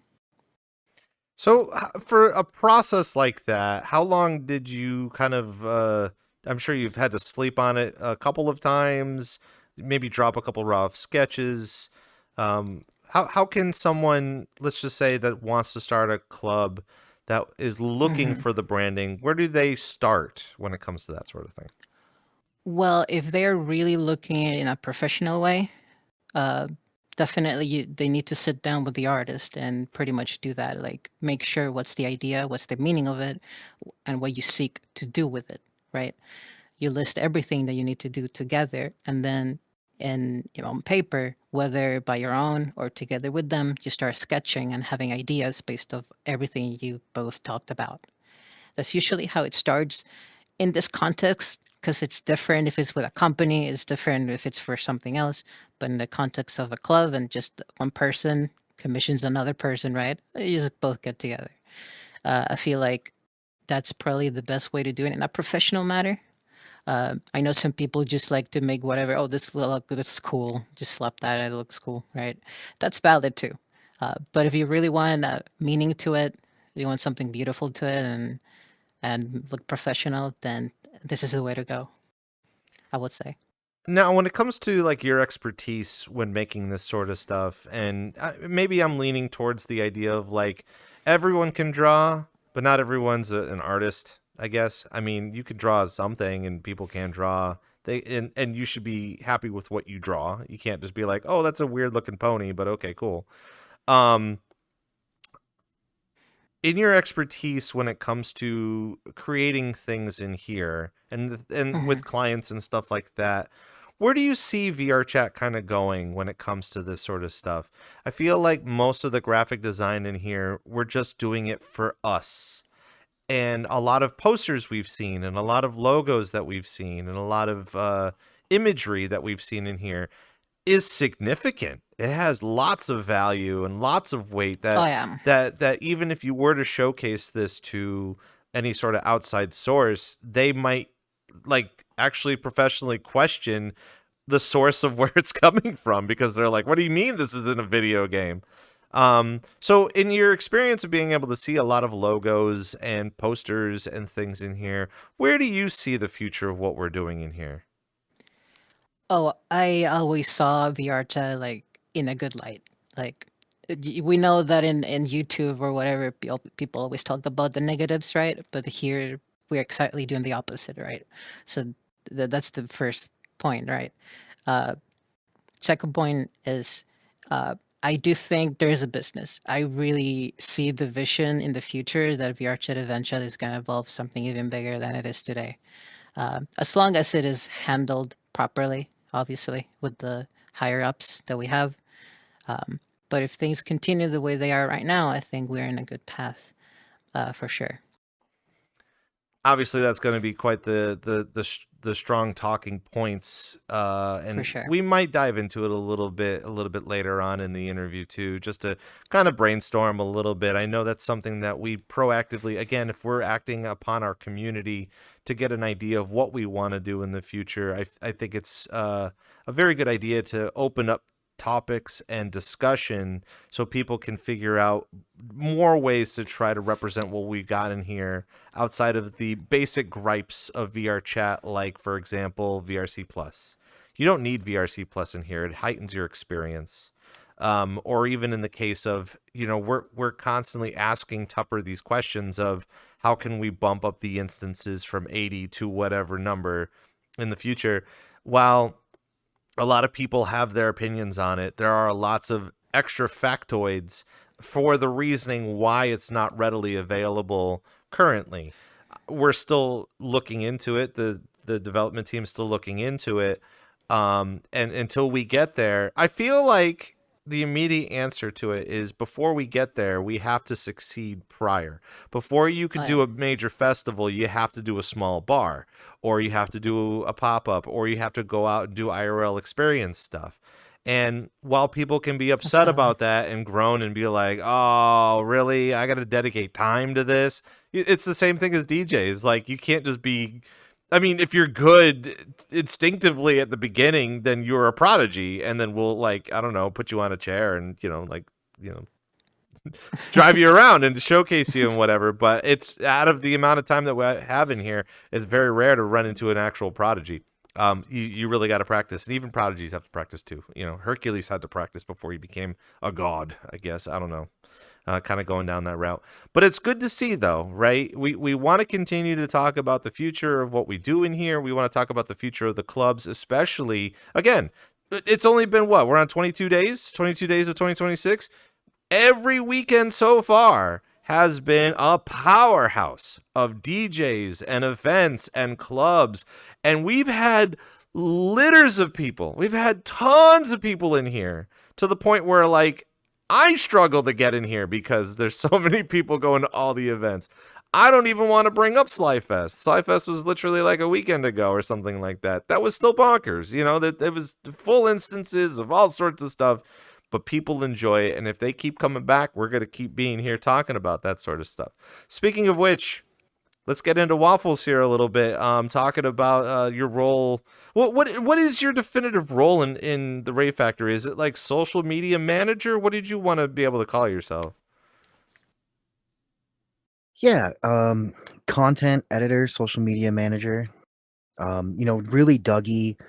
Everything I do that goes out to the public, I go through Dougie first to make sure this is the vibe that he wants to put out and the message he wants to put out. But yeah, mainly I do all the videos. Again, what's so impressive about it is just the fact that, like, number one, you're able to acquire your audience and acquire your community. And number two is being able to showcase the community and the things that you've been doing in here that has been so great to be able to experience. But the third part of it is taking those videos and putting it into the eyes of the public that have zero idea of what we're doing in here. So obviously kudos to you to be able to take leadership on that and putting together this sort of stuff. Talk to us about your drive for that, because I feel like outside of the performing, outside of the production, outside of the regular promotion and the building aspect of it, there are far and few between people in here that proactively like to promote themselves with visuals. Yeah, for me, the biggest drive, I'm so passionate about VR and VRChat specifically, and my feed was just filled with troll videos and just things that I felt like put VR in a nasty light. And I want this place to exist. I want it to thrive. I want people to see that, that's just a very small fraction of what goes on here. There are so many real people in VRChat that do real things, that, make moves, that better themselves. And VRChat's done so much for me in that regard. Every time I get on here, it affects a part of me, and I feel like it makes me better because of how passionate I am for it.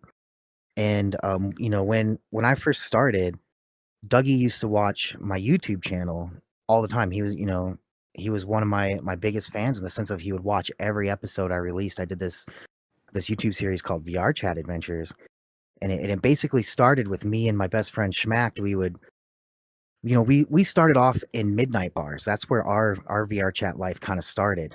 And we both play music and we dance and crack jokes. And we were like, man, this is funny. This is a good time. We want to remember this. And we started putting together these videos. He would record and send me footage, and I would record and put this footage together. And we met Dougie at the raves and just loved his vibe, loved his personality, and loved his music, loved his performances. And we kept showing up, and Dougie would always come up and say hi, and we became friends. And Dougie and I got to talking after a year or so of knowing each other, and I was like, man, we should do a TikTok. Like, we really should do a TikTok. We could show people what's going on inside here, because we can only let 80 people in at once. And after a while, we both got together, like, okay, let's do it. Let's put some of our best footage together and see what happens. And then it just, with Rave Factory and with Dougie, he's got such a big platform to begin with. It was easy mode for me. I mean, we set it up, we built it, we put it together, and then we posted it in our Discord. We let people know we were doing it, and enough people interacted with it, enough people shared it, and then they just started taking off. And it really means a lot to me, because it means people enjoy it. They enjoy the things we do. And even to go back months later or a year later and see these events, you go, oh, do you remember this? I forgot about this. This was so fun. Let's do that again. Let's redo that event. It's quite magical. It really is. When it comes to understanding the landscape of virtual reality social media content, I feel like regular content creators have shifted a lot I wish I had a fancier word than just a lot, but just a lot. Ever since I've ever known them to start doing like Twitch stuff back in 2017, doing role play stuff, having character designs and stuff like that.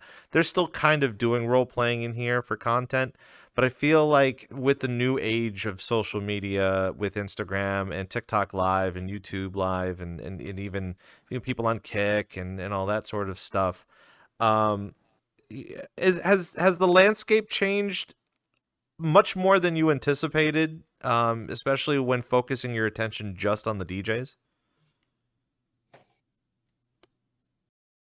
It hasn't. For me, I always knew from the beginning that DJing in VR, having DJs in VR adds a whole nother element, and it almost creates the content itself for you. I'm just the guy with the camera and the angles and the editing program, but they're the real stars. They're the ones that are really doing the work, putting their heart and soul into their set, performing in front of people, being out there in the crowd and getting to hear the reactions. A lot of these DJs, they don't get to hear the reactions, until sometimes we'll send them clips and they'll be like, "Oh man, people were like that in the crowd." Especially DJing in VR, sometimes it's hard to have everybody turned on for the DJ. They can't see all the avatars, so sometimes it's really tough for a DJ to see the reactions. And I've just always felt that DJing in VR added such a unique element to what this can be that I can't wait to see more things other than DJing and raves that get involved with VR, where people can be really interactive with each other and really excited to get huge groups of people together for these events. Now, when it comes to actually showcasing, again, I feel like a lot of DJs in here need to go ahead and do that. I mean, there's a point where when you are learning how to DJ in here, you're focusing on the music. You're focusing on a perfect playlist, which not every playlist is perfect, but you do your darn best, right? But at the same time, you want to make sure that you have good crowd interaction. You want to make sure that you're performing a lot. But at the end of the day, we keep forgetting that. We keep forgetting to record ourselves and post it up on social media. I feel like there's a toss up between X and Blue Sky. We've all known this for quite some time. Even though I feel like Blue Sky has been getting a lot more attention. Funny enough, I keep regurgitating this information because it's all I've ever known. Going back to the Winter Music Conference in Miami last year, literally every record label said Instagram. We look at Instagram, and they look on Facebook. We don't want that. We don't like that. We don't want them to look on Facebook. That's where our moms and dads are at. We don't need to be there. But they're saying Instagram. And if they're telling me Instagram, I'm going to start telling people Instagram. Start doing Instagram. And I forgot who ended up quoting that to me, but they were saying something like, social media is free. It's free right now. It's a free way to promote yourself. Why are you waiting until there is a subscription fee?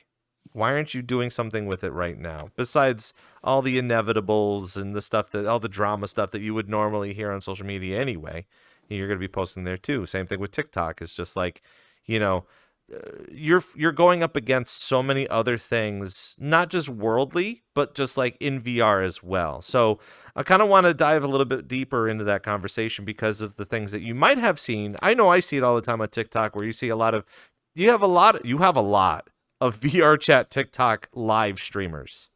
I don't know where they're coming from. They're here and they're doing the thing.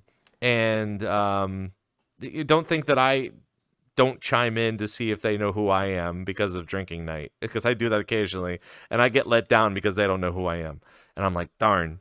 But at the same time too, that like, it must be difficult because it's not a matter of VRChat streaming on Twitch anymore. They've moved on to a different platform. And so we read into that information to say, okay, is that where we're headed next? Is TikTok? Should we be doing more TikTok content? Should we be doing TikTok lives? I've been seeing VRChat DJs do TikTok lives. What is your opinion on that? I know, again, the landscape of virtual reality content creation on Twitch has been dwindling because of all the sexual content. Do you think 2026 is going to be the TikTok era for VRChat content? I do. You know, doing live streams for a live event where it's public that people can get into, it gets tricky because you have the bad actors out there that want to come in just to try to get you in trouble.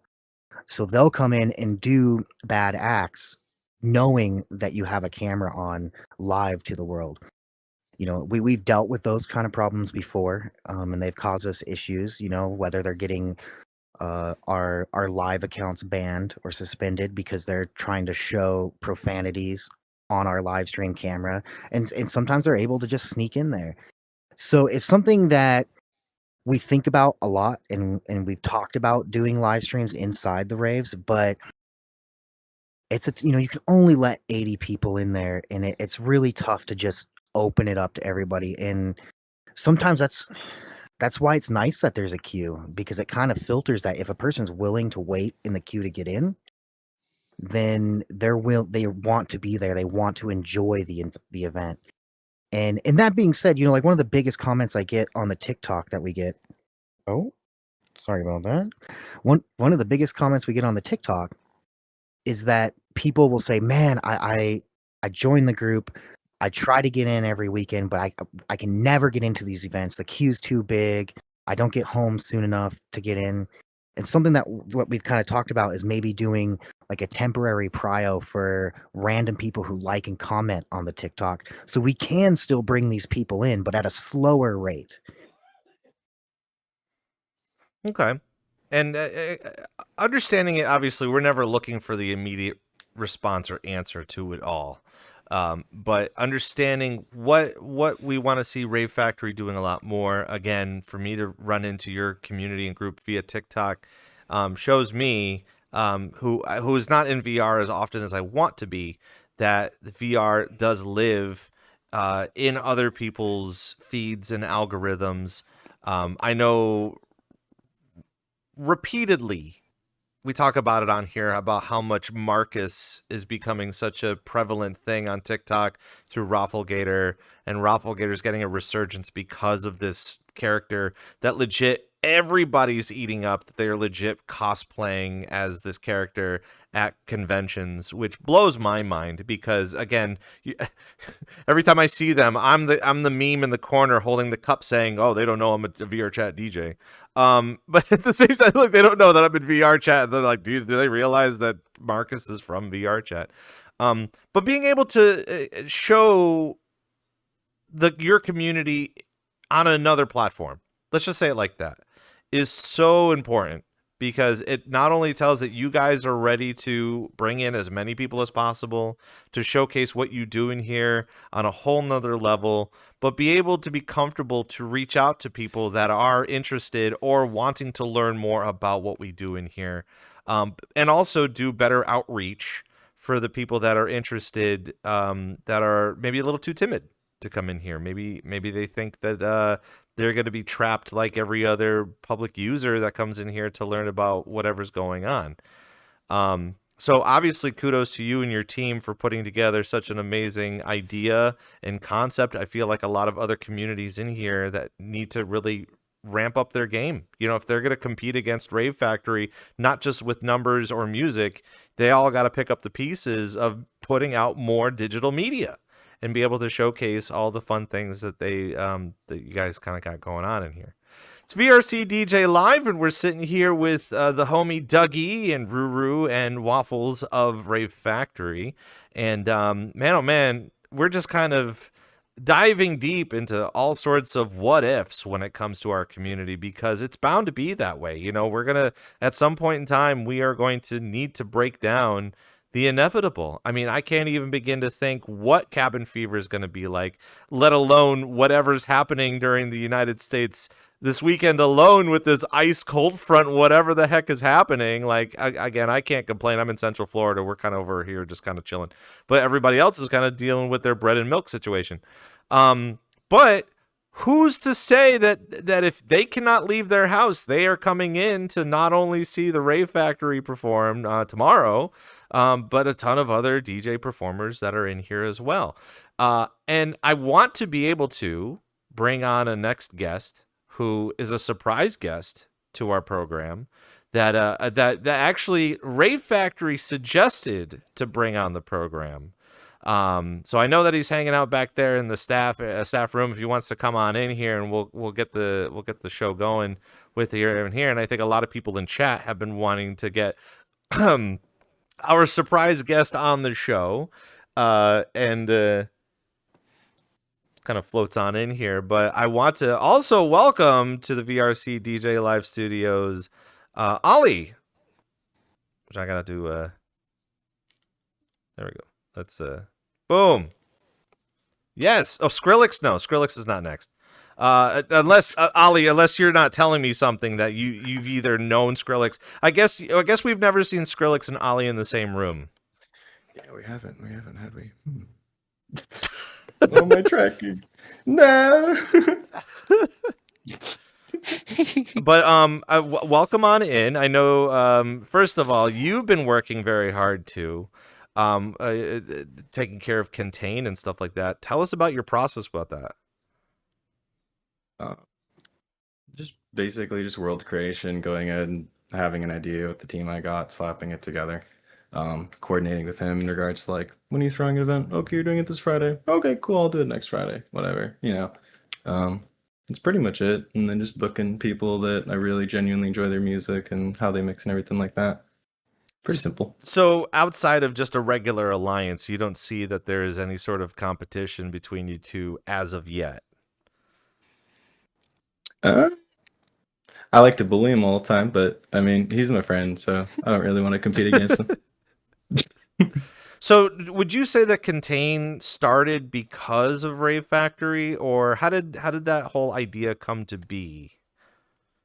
Contain started quite a long time ago. I was running around. I used to run a group called the Four Foxes with 3 of my other friends, and it's more of like a hangout in a bar world. Like we used Sunset Bar a lot, and then we did do little parties and things like that, but it wasn't really like giant or anything. It was just our friend groups. And then I ended up running around with a friend of mine, and then they showed me a world, and it had some crazy shaders, and music was really loud, and you couldn't hear anybody like 2 inches away. And I really liked it, and I was like, I want to do something like this. This is really cool. So that's how it started.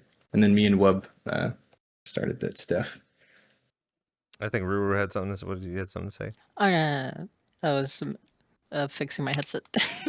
I know, it's good. One of those things. It's like, you know, if we're in an actual studio, I can actually see what you guys are doing. Yeah, but like at the same time, I'm just like, I don't know this lore. You know, when you have a bunch of like anime faces looking at you, and I'm just like, all right, well, I've had too many people be like, Rob, I miss your face because you're constantly happy, and I'm like, there's a reason why I'm constantly happy, because I don't have to look so sad all the time, I guess. But Waffles has something to say though. I do.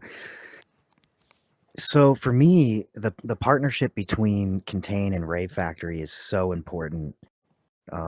Like Oly said, making the maps, putting the visual effects, the screen effects in those maps, being able to talk to each other and not step on each other's toes about which event. I mean, if Contain succeeds, Rave Factory succeeds. And being able to do this partnership that they have, you really see the success in it, because you can't throw a rave every weekend. You just can't. You're going to run yourself dry. So having partners that do just as good of events on the following weekends that we need a break, it's so helpful. I definitely suggest groups out there, clan up, find your groups that are your friends and talk to them. Don't do events over them. Help find schedules that work so you can just keep a constant flow, a constant network, because we love seeing Contain members in Rave Factory, and we love going to Contain. It's the best part about that partnership.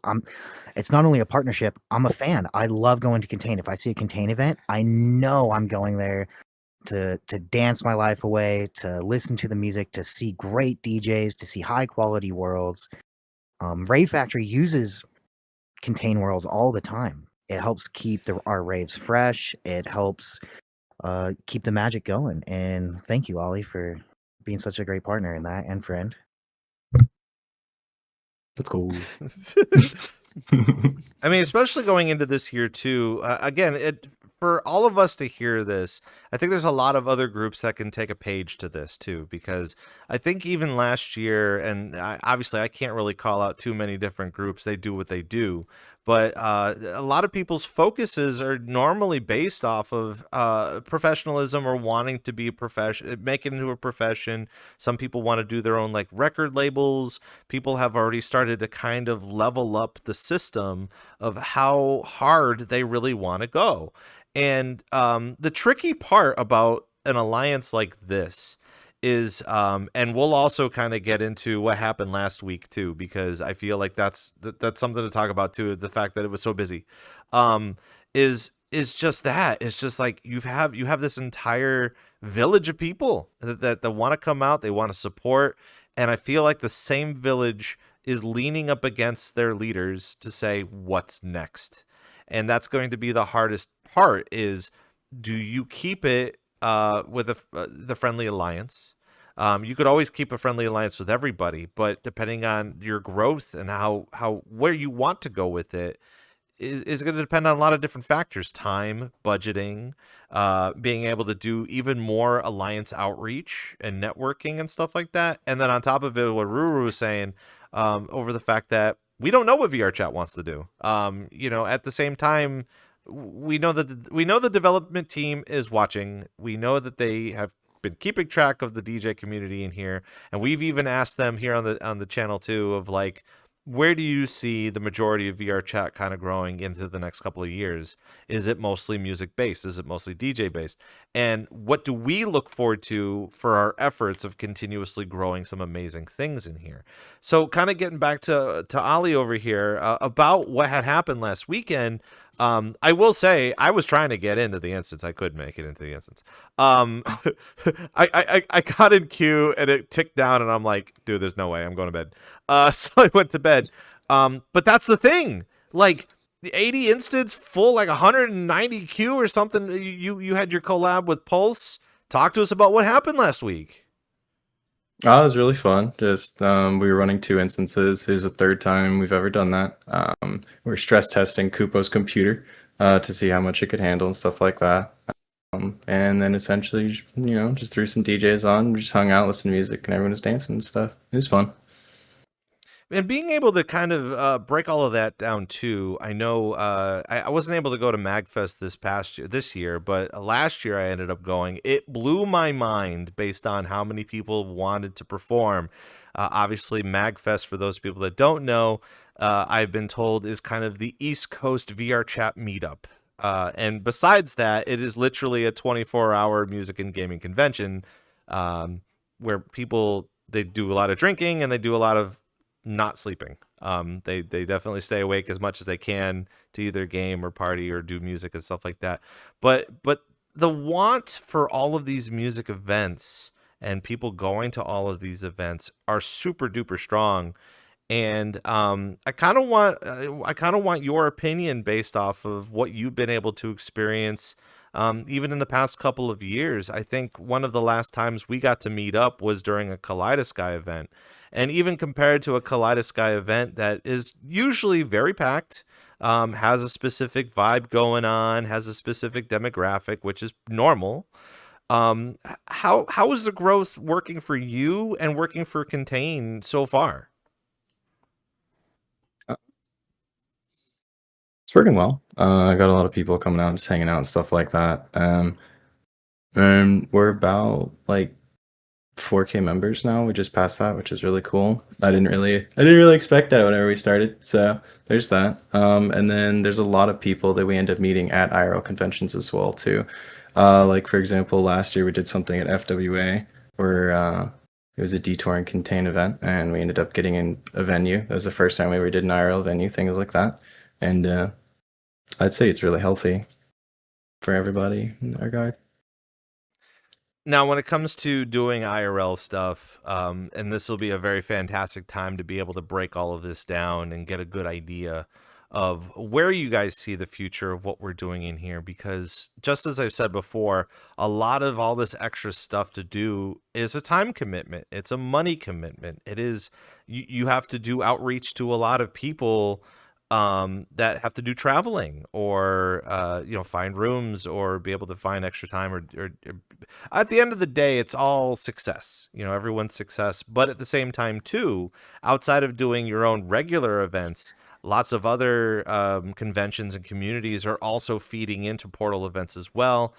They are leaning Portal events on the side of VTuber styling events, where you have like actual VTubers on a screen and they're interacting and they can see them and then they can see the audience and stuff like that. So they're kind of treating it like that. I know it's not like that, but at the same time, that's how conventions are being like, oh, there's virtual DJs and there's a virtual community, people that love to rave and they want to do a lot more with it. So let's just say, let's just use Detour as a really good example of that. Obviously, Kupo's invested a lot of money in a much larger venue to be able to accommodate some DJs and the talent of some of these DJs. But comparable to even just the past couple of years, let's just start with, where do you guys see, let's just say in the next 2 years, give us a couple of examples of where you think that we're headed as far as cross-pollination and these Portal events. I think they're going to be at almost every single con. Every con that I've been to at least has had them. And I think it's really cool for us because it makes it to where it's like, oh, what's that on the screen? Oh, they're really cool. What is that? What video game is that? Oh, that's VRChat, things like that. And then my example, like I'd never been to a con and I saw a con at a VRChat portal. I'm like, oh, that's really cool. Let's go jump into that. I think it's just going to keep accelerating further beyond that. Like, for example, I have a friend, Simon, who he likes to bring his headset and let people try out the headset at the cons and, run around in the instance that's, Portal synced to it or whatever. And they go, oh, this is really cool. I've never seen this. And then they end up going home, getting a VR headset, and then they end up playing on VR and stuff. So... As far as Dougie, I know we've been kind of talking a little bit about this too. And again, nothing has been set in stone, but I would only assume that from what you've heard as well and what you've seen of the various successes of certain groups doing a lot of different, not just Portal events, but just IRL and IRL events. If we were going to bare bones it, just IRL events and being able to put together a type of an IRL event. What is your thought process on this? Because now you're kind of going from, we're doing something in virtual reality compared to an actual money investment or maybe a partnership, or even talking with DJs to try to pull together some money to find this sort of event kind of going on. Well, we definitely want to expand. We definitely do want to expand the VR side into the real world, as well as introducing people out there to the VR side through Portal events. And that's something I want to plan in the future. Like, I want to set up this event and have IRL DJs mixed with VR DJs come play, as well as how like Kupo has this set up, Detour, where he's basically, like, Kupo is basically set the perfect example of the mixed reality between VR and Portal or IRL. Like, that's the kind of example I kind of want to follow up on. Do you think that would end up being kind of like an anniversary event, or do you think that is just a plan that you're kind of setting up for this year? I'm not 200% sure, because the way how the year's been going, like, it's a little difficult. But I do want to, at least, hopefully, if not this year, definitely by next year. Now, when it comes to business, and I know when I sent over the questions for you guys to kind of take a look and read, and I'd love all of your opinions on this, because this is something that is everybody wants it to happen, and I feel like there have been lots of other communities that have set the bar extremely high, to the point where when people try to reach, they feel intimidated that they can't get to that level, or let's just say their skills can't pay the bills. Not right now. I mean, obviously, if you have better skills later on down the road, they can surely pay the bills if you keep at it.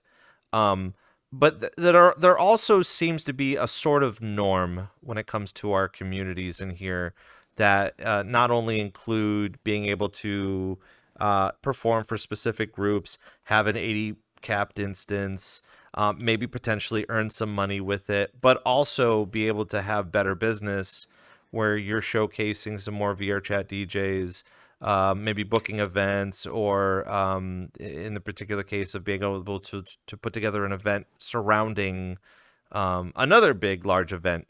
So that way it kind of cushions the blow instead of having people just show up on a whim. It's like, oh, you have vacation time? Well, come over here to the middle of nowhere and we're just going to perform someplace. That's all great, grand, and good. But so from all of you, is it something that we should be focusing on in 2026? I know, again, the intentions are always there.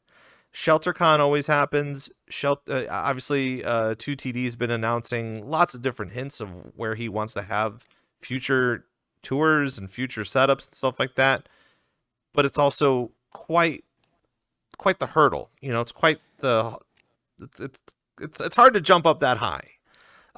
So going into 2026, where should our focuses lie? Should it be towards maybe I can do this, or is there something else?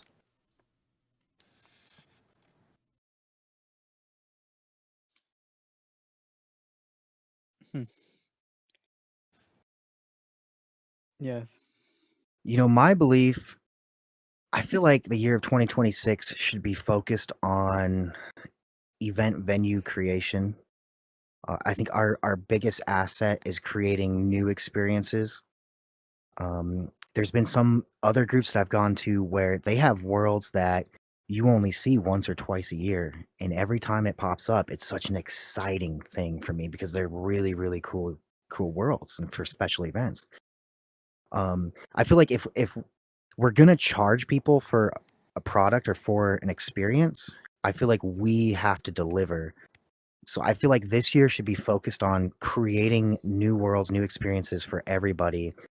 And in the future, I could see it going to that. I mean, I would definitely pay myself to go to these rave events.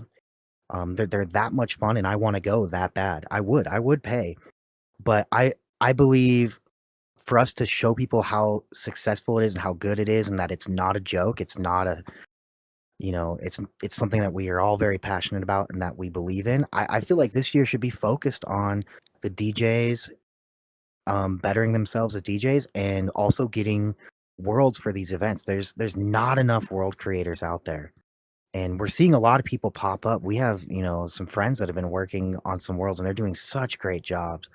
And just having a new world to walk into for an event and not going to the same world, you know, 50 times in a year, it means so much. It really does, because you feel like you're going places. You feel like you're at a new event, not the same event over and over. So to me, that's the most important part of the year. I know a lot of it too is it's just a mad focus of there's a stigma to it, right? Like you're looking on social media all the time and you're seeing all these other people succeed, or you're seeing someone celebrating something and you're just sitting there with your grilled cheese sandwich in your underwear and you're just like, well, what do I got with this grilled cheese? I mean, we've all been there, not just me, but at the same time, but we have to acknowledge it. We have to acknowledge that that's a thing, right? Your successes, not only just with Contain, but with Rave Factory as well as two entities, y'all be doing some great things. And there's no cap to that. There's the only cap is your imagination of how far you really want to go with it. And wouldn't you know it too, that I believe that within both of your communities, your community members will step up at a time and say, this is what we're going to do to help you out, so that way we can coordinate this and put this thing together. I feel like that's how most communities will be acting in general, but it is something that we need to verbalize and be able to explain to a lot of people that are starting communities for themselves. And again, we know this information because we do it from day to day, but there's a lot of new DJs coming in. And I promise you, it's a revolving door. We've been going through this almost every year. The DJs come in, they want to perform. There's not enough venues to perform. As you were saying, we got to get some more venues in here. There's not enough communities that have bookings or time slots. So what are we going to do? We're going to move the town over here, and that they're going to start their own community, and they're going to start their own group, which is perfect. That's exactly what we've been wanting all along. If you got to find your tribe and find the way that you're going to do it to take care of the business. But for those of us that have been thinking about it, we should continue to have these discussions because we want the betterment of our community. We want to be able to showcase what we do. We want validation based off of the time and efforts we put in here to the outside EDM world, to the people that are doing the festivals, the record labels, the record labels that are constantly looking at Facebook. Gross. We want them to be looking in here. We want them to see what we're doing in here. We want to interact with them. And being able to put on these shows is a good example of that, is to just be able to say, listen, we've got what it takes to do a thing, and be able to showcase that. What else can we do to explain to those people that the technology works in here?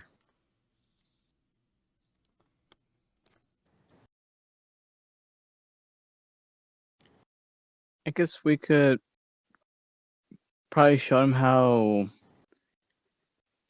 the community, how we all get together, how we all vibe, how we all just want to get in here, have fun, and do it from the safety of our house, especially. You know, there's like something that Waffles mentioned, like going to IRL events, and honestly, like I'm not one to say because I haven't really been to much IRL events. But if I had a choice between IRL and VR, definitely would be choosing the VR side. I guess for me, I'm someone that has gone to a lot of IRL places. For me, it's like I enjoy both equally, personally. But there's definitely times where it's like, man, I wish I was in VR. And there's times where I'm like, I feel like going out.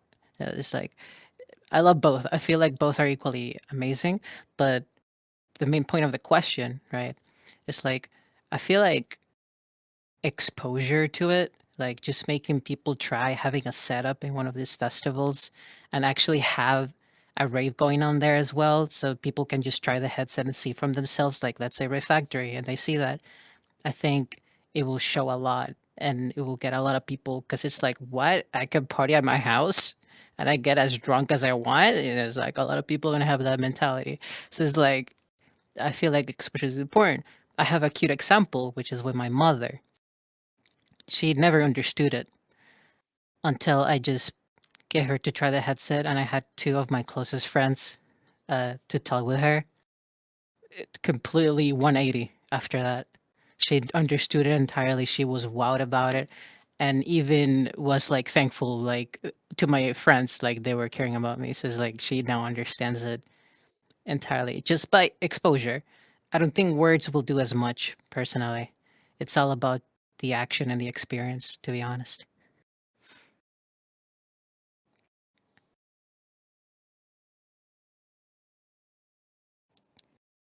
You did.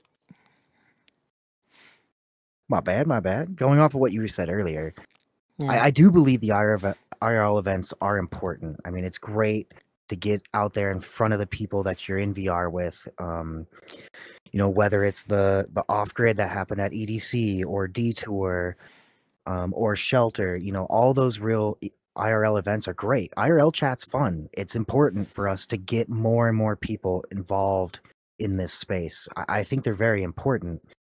But I love the VR events so much, you know. They're just so much fun. I think this entire focus too, like while it sounds upsetting to say, let's continue doing what we're doing in here, it's not even just a matter of not being able to do these events. People can. There is a sort of influence in there too. You know, you have to find the money or raise the money through fundraising or something, or have good partnerships with a lot of different people, because there are a lot of companies that can work with you. There's just a lot of moving parts.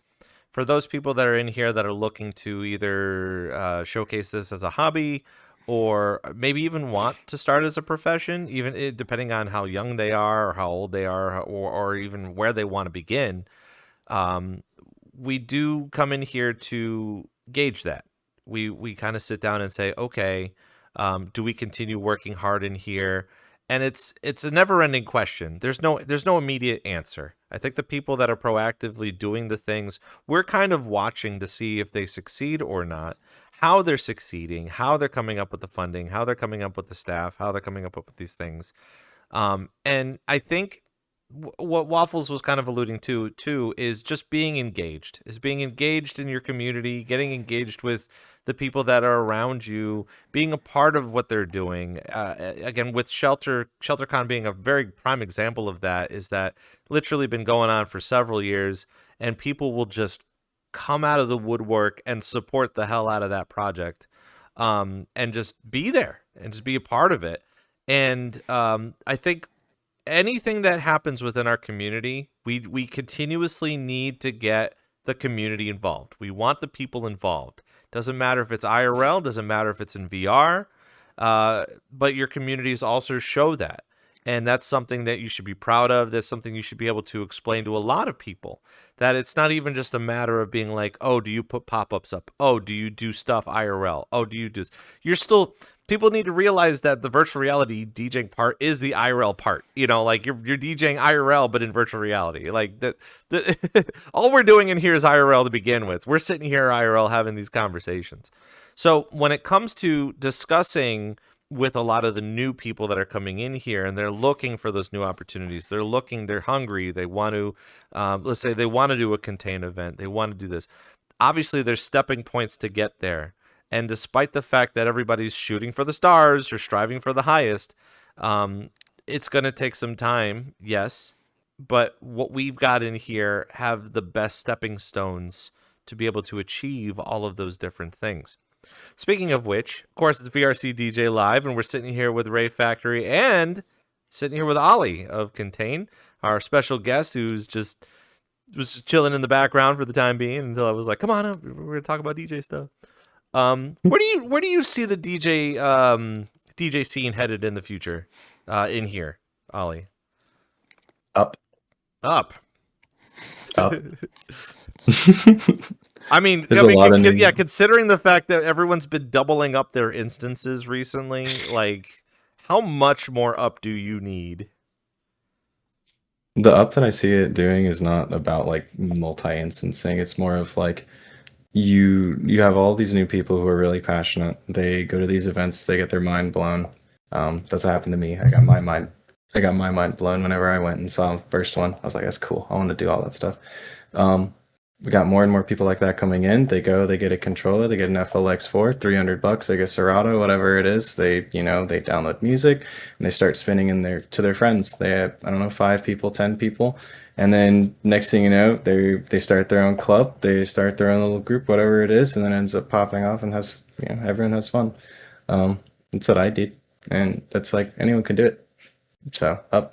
Do you think that it'll ever get overwhelming? I know we talk about it at least once every 4 months of burnout, or maybe things aren't working out the way that you want them to. But do you think that's just a sense of natural selection when it comes to, like, if everybody's in, maybe half of them are going to be gone because they can't, stand the heat?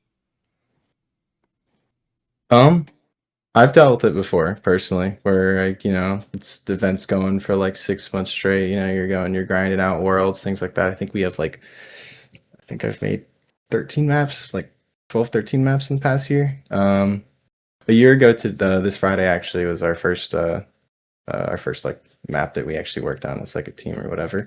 And since then we ended up making 14 maps. But the point being is, everybody deals with getting tired and wanting to like take a rest, and it's okay to take a rest. It's like if you want to come back and knock some stuff out and have fun with your friends again, or provide a show that you won't ever experience in real life, because VR and shaders and things like that. I think like it'll be fine if you just come back and work on it when you want to. You know, one of the things that I failed to mention, and I apologize, but I feel like everybody should at least give you some kudos, is the second wave of the VRCAs that the Rave Factory has been nominated, and people should go on there and yeah, clap it out. Yeah, definitely. Good job, pat on the back. We're doing it right. How does that make you feel based off of the work that the Rave Factory has been doing so far? Makes us feel very proud of ourselves, honestly. It's like I mentioned, like we're getting to people, like we're showing the people the kind of place they want them to be, like player vibes. And it's just, I'm sorry, like it's just like incredible. Like I'm forever thankful that the people really enjoy what we do and enjoy what we put on for them. It makes all this time and effort, and by time and effort I mean like literally, like there's countless days where I end up staying up all night just to set things up or keep things running, and honestly, like it's worth it in the end. And I'm sure for the rest of the staff too, that you guys must absolutely be gassed about it as well, just because of all the hard work that you've been able to put together. Oh yeah. Oh, absolutely, absolutely. I mean, I'm so proud of our staff and our partners. The fact that people care that much to mention our name is so heartwarming, and it just makes us want to be better. It makes, our productivity has stepped up even more because we're getting that recognition. We're getting that those comments of people saying, "Hey, we're proud of what you guys do and keep doing it because we want more." And so, thank you to the community for being so supportive and letting us know that you guys think we're doing it right. Speaking of which, I kind of want to get a jump start on 2026, but what are some things that you guys can break down between either Rave Factory or Contain of what is going to be happening in 2026? More You go first. shows. Yeah. Yeah. More shows, but I also do want to get into where I want to start bringing in DJs who play outside of the North American scene, like DJs from, for example, the Japanese scene. Like I want to start introducing those DJs to what we do here in the North American side. Have them give them that opportunity to feel how it feels like to play in the North American side, basically. But also, we do want to as well reach out and, like we mentioned before, the possibility of a IRL, a VR portal event. And what about you, Ollie? What about Contain? What are we hoping to see in 2026? Hopefully. We got a couple things planned. Might have something in May. Can't say anything though. We're gonna do a bunch of stuff this year. It'll be super fun, and then I want to bring a lot of newer DJs on too, to be able to give them like because I see all the new DJs like learning all kinds of crazy tricks and just going nuts and just having fun with it, and I'm really proud of them. And I want them to be able to play to all their friends and people they've never even seen before. Do you consider it like for the newer DJs? Do you consider it more like an open decks, or are you kind of looking at it more like you've got a specific vibe via a genre? We don't do genres, so I always like the joke I have is like I was like, well, what's a genre? Because I don't like doing specific genre nights. That's just me though. I'm too ADHD. I'll just be like, techno. Oh, that's awesome. Rhythm? Nice. Let's go dubstep, Jersey, whatever it may be. So DJ that I've never had play for me before, slap my line up. Let's go. I feel like that's going to be you guys are opening new doors. It's very refreshing because for the past couple of years, I feel like people have been focusing on specific themes, and while specific themes work and they do a really good job with it, It's always great to just walk into a mixed bag and just be like, you know, I've heard this guy's name before, seeing them on the listing. This will give me an opportunity to kind of hear what they have to play or do, or how people are catching a vibe from it. I will also say that recently that I managed to go to an IRL event where there was a whole back-to-back lineup of just local DJs doing back-to-backs, and it was house. It was all house. And it was interesting to me because I didn't know college kids liked house.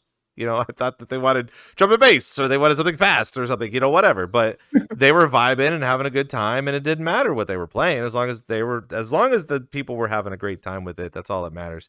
And I feel like most of the time between both sides, you know, learning the mixed I'm trying to put an analogy of like a mixed fruit. You know, it's like a box of mixed fruit or something. It's a loot box. Yeah. Oh, loot box would be good too. Yeah. You probably just mentioned loot box. I don't know why I got fruit on the brain. Maybe I'm hungry. I don't know.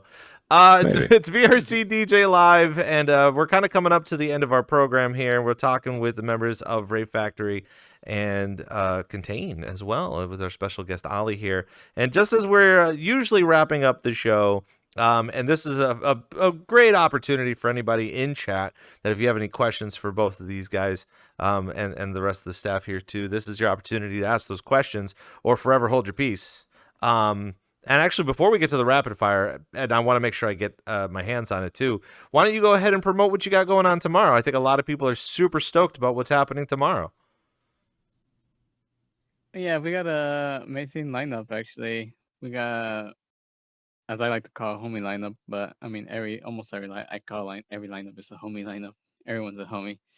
But yeah, tomorrow we have interesting music, great music that's being played by great DJs, and you don't want to miss, especially because one of them was having issues with their PC, and now they're finally able to play again. So it's good to have them back, with basically taking one of them out of retirement.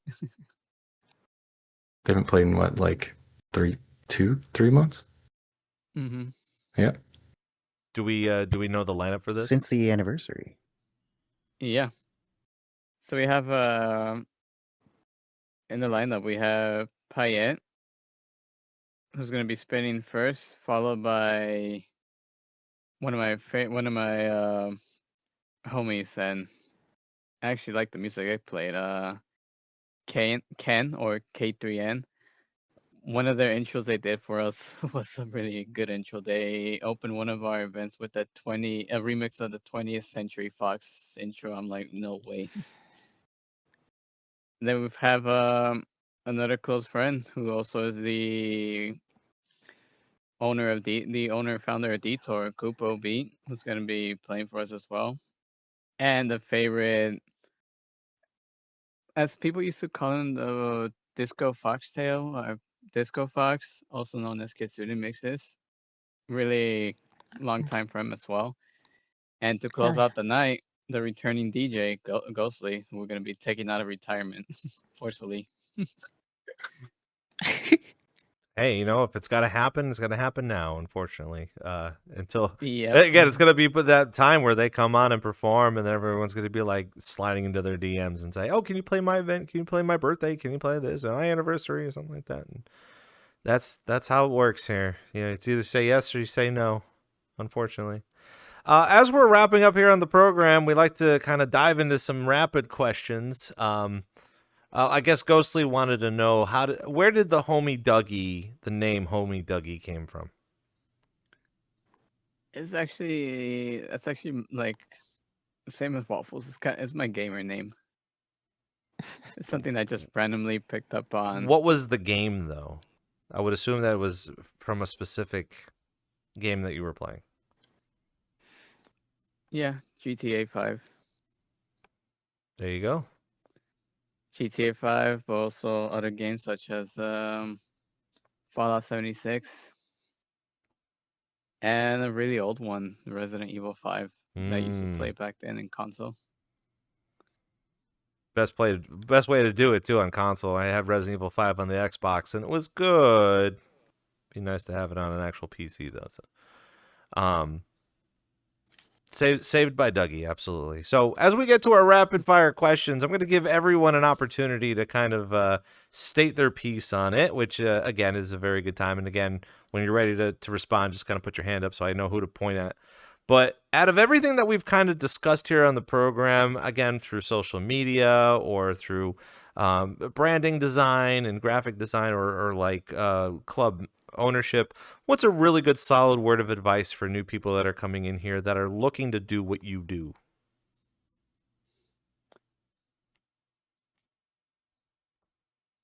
Just don't give up. Keep pushing your dream. You know, when you focus on something and you want that something to happen, to keep fighting for it. Like, it wasn't easy. Like I said, the way when I started the lounge or Rave Factory, like, there was times where it would just only be like 1, 2, 3 people in the instance. But like I said, we didn't stop. We kept on pushing. We got our center. We just kept on going, like, not stopping. And honestly, one thing I do want to say is thank you to the community as well, because they're the ones who gave us that push. They're the ones who, like, basically said, we love this. Keep doing what you're doing. Keep going. Definitely going to want to come back again. And just those kinds of comments, just, it's like a boost for us. It's like, we're doing this right. We had to keep going. Nice. Ali, you have something to chime in on that? Yeah. Just don't stop. Just keep moving. You can take a break for a little bit, but just keep moving. And you'll get it.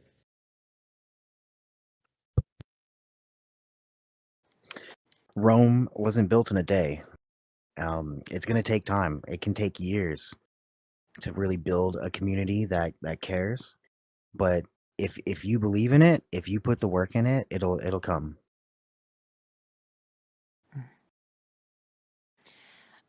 I would say in more in the artist type of view, since I was the only one getting those questions. In terms of Rave Factory, I have the exact same thoughts as Dougie said. But in terms of an artistic mind, I will feel like in a place like VRChat, yeah, you have so much like opportunities to meet amazing friends, amazing people, and just keep doing what you enjoy to do with art, and have fun showing it with your friends, getting criticism, feedback, whatever it is. At some point, those friends are gonna tell other friends, and eventually you're gonna end up having contacts. That's pretty much what happened with me. So just keep doing that, and you'll find the right gold mine, Plus, as they say. it's also really good to be able to get a lot of practice into, That as especially well. as I tell a lot of newer DJs is that even though having practice of having a full instance works, you also need practice of being able to perform for like 2 people. And if they're having a good time, that's all that matters. That's a 100% success right there. But you also have to kind of feed into that. I think a lot of people are wondering on the chat what you guys are currently listening to on Spotify and which artists do you listen on Spotify the most? I personally don't listen to Spotify. The music, where I get my music, I listen to it in SoundCloud. Well, we'll use SoundCloud as an example. Who you been listening to on SoundCloud? One of their names, I don't, Milkfish or Milkshake.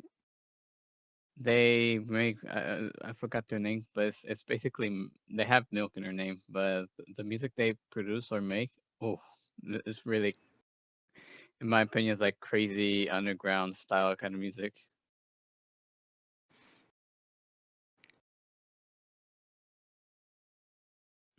I usually listen to Clang Kuster on SoundCloud, and then I also listen to Milkfish. Milkfish is really good. DJ Puppy Tracks is also really good. Just absolute, yes, good music, very good music.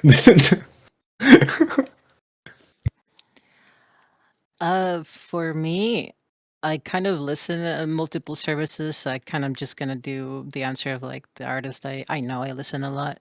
So those are like Porter Robinson, Camellia, Iovan, Marian, and more Japanese artists that I have to pretty much find where their music is because it's never in one spot. For me, as far as DJ goes, it would be Porter Robinson, Love Porter, Tape B. Other than that, I'm a huge Juice World fan, so I'm constantly listening to Juice. There you go. I was hoping that you were going to say something about hip hop or something, but you were all about the hip hop vibes, which is fine. Yeah, we'll get there when we do. You know, on YouTube, everyone has been asking, who is the best DJ in the world? I honestly, Ooh. it's a really tough question because it all comes down to like what, like your own opinion. Like, who do you actually think is the best? Like, for example, you could say this guy's better than him, but he does better tricks than this guy. This guy does better song selection than him. It's just a matter of own opinion. Like my opinion, like I personally like Porter Robinson, for example. Their music, the way they perform, the vibes, the feelings they have in their music, which is something that I kind of like to 100%. put on my sets when I play. Like I play with my feeling, like putting my feelings on my sets. But then there's also like the other DJ that you mentioned earlier too. I forgot his name. Sorry. He does like really amazing tricks. Oh, James Hype. You were saying James Hype? Yeah, James Hype. Yeah. Yeah, I think the question's meant to be kind of a bogus question because everybody on every walk of the earth will go on YouTube and say, "How do I do a thing? What is the best song on the planet? What is the best whatever?" So it's supposed to be a bogus question, but I'd love to try to figure out. I think Waffle, what did you have? As far as hip hop DJs go, Ninth Wonder, I think, is the best hip hop DJ in the world. Bet. Okay. To me, like just like you're mentioning, it's just like a very question like that. But I usually like more the vibe and how the crowd responds to how they play over the techniques. To me, Marion, 100% my favorite by far. Like there's no other DJ set I love more than Marion's sets.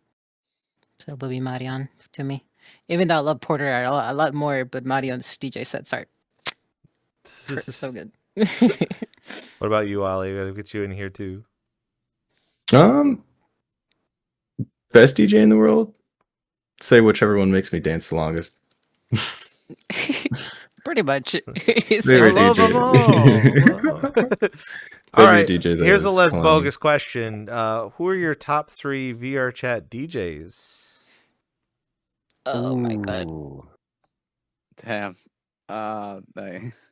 I don't want to hurt anyone's feelings on this, but I do want to say some notable names. Number 1 being Murdoch's, because he's like I said, the one who kind of started it all for me and a close friend. And with the way he plays his drum and bass, incredible. Like, wow. My number 2 would be Stay a While, who's also, like I said, another one who inspired me.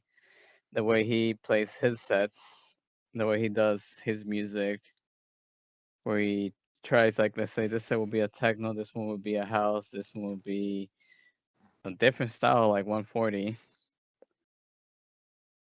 And then my third DJ, there's so many people's on that to be able to decide who's my third one. But if I had to say a name,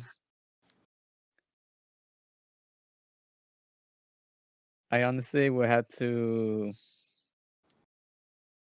Jesus, like I said, it's hard because I have so many names. It's never meant to be easy.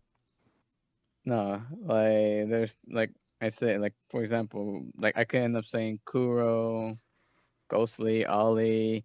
Like it's so hard to pick on that third. Who will be my top third? We'll have to circle back around. I know Waffles wants to give us his top 3. Now, I know this might come as a surprise. My top favorite DJ, it's a little biased. It's TheHomieDouggie. Love TheHomieDouggie. I've been to so many sets. Second I'm gonna have to say Murdoch's. I love Murdoch's. I love Murdoch's energy, passion, character. And I'm not, and I know this might get people riled up, but I am not a huge D&B fan, but I am a Murdoch's D&B fan, that's for sure. Third would be OK Kuro. Kuro's the owner of the group Offline. Their maps, their events are so good, so high quality, and their sets, especially their hip hop sets, are amazing. Now, if we were gonna push that aside and say my favorite since the beginning of the year, there's a lot of DJs out there making waves. So OSHA Violation, one of my favorite DJs of the year. Kin, spelled K3N, who's playing at Rave Factory. Gotta check them out. Gosh, third of the year. You know, I've been a big fan of this person named Bean. Bean's making their way, making maps. They're part of a group called District 1, and they're really good as well. You know, it's really nice that you're able to mention that too. I would have never thought about opening up 2026 by being able to introduce the new up and comers in the VRChat DJ scene as well. But I mean, obviously, it's still early though. That's the thing. We're 22 days in. I can't believe people are making moves that quickly. But you're definitely onto something. Ollie, you want to give us your top three? My top three is it's Dokes, Kupo, and Dougie. And it's because they're the reason that I like kept pushing myself to get better. And anytime I'd have any kind of trouble or issues or anything, they're like, I don't know, I don't know how this works. I don't understand. They'd be like, oh, do this. It's funny because none of them mix techno, and I'm a techno DJ, but like, those are my top three personally. I was gonna say you got to keep putting that high bar up for Dougie, and you got a little high jump for you, and the amount of people that want you to keep DJing, dude. Ruru. Man, mine's difficult because like on my top three are like on the Japanese side, but I'm gonna discard the Japanese, so it's like more people know them, right? I have to say Reflex. I love Reflex sets every single time. They're among my favorites for sure. Obviously, TheHomieDouggie. I love the way he plays Jersey. It gets me crazy. And probably Mayo on third. I'll put Mayo. I love especially the metal. Mayo's good. The metal sets of Mayo. Oh my god. I one time hit my base station with that. You know how good it is when you leave holes in the walls, or you kick over your Oh, trash yeah. can, or you get injured just a little bit. You know, you got to feel the music somehow. You had something to chime into? Yeah, there's one. Speaking of doing that, like breaking stuff, shout out to Turquoise, because every time he's played, my headset has flown off. Like 3 for 3. I mean, you're not over there doing flips or nothing, right? Or are you just kind of headbanging and? No, I have. Oh, okay. It's awesome. Well, yeah, headset 3 This now. is good. Headset My quest really flying across the room, just. Oh my gosh. Before we get on out of here, where can we find Rave Factory and Contain on the internet? Pretty much our Discord, discord.gg/Rave Factory, which what I see on the stream as well. That's one of our ways to finding out Rave Factory. Our other ways, thanks to Waffles, is through TikTok, Nice. which has had such a big growth on there.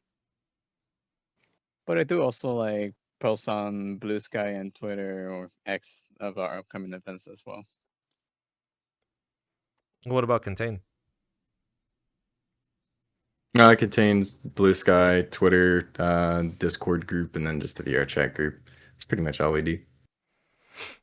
But it's always very good to be able to get a bunch of new people on the outside looking to join in and be able to see these events. They're super popular, and it's going to be difficult for people to get on in. But again, you got to keep trying. You got to keep getting in there, and be prepared to listen to everybody perform, because there's a ton of us in here. But Gotta thank you guys for coming onto the show, and good luck with your event tomorrow. And obviously, lots more success for Rave Factory and Contain in the future. So thank you guys for coming in. Thank you. Oh, thanks Thank for you. having us, Thank you for Rob. having us. Of course. And that'll do it for us for VRC DJ Live this week. Of course, for those people that are chiming in now, you'll be able to see the complete show up on Twitch later on after we're done. But we'll have our highlights for you for Friday. And on Sunday, you'll be able to see the full show up on YouTube.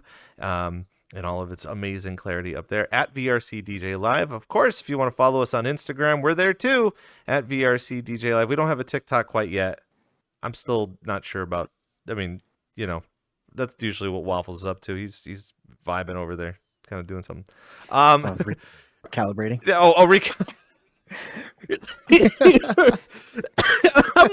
I'm like ending the show, and he's just like, "Yeah, the show's done. We're done. I'm going to bed." Like, I'm like so distracted. You get this relive. You get to relive all that up on YouTube a little bit later. Of course, if you'd like to be a part of the show, you want to come on and show your love for the VRC DJ community. You've got a community you DJ, or you want to just come on here and talk. We got all the forms for you to fill out up on our link tree at VRC DJ Live. Of course, you can see all those in the bio here on Twitch as well as on YouTube. So all of that information is there. Before we get on out of here, of course, we have to mention our next week's guest, who we actually got to see in chat earlier. We're going to be joined by Clyde Machine, who's going to be joining us talking about all the things that he had been doing in the previous parts of VRChat, as well as what he's currently cooking up for 2026.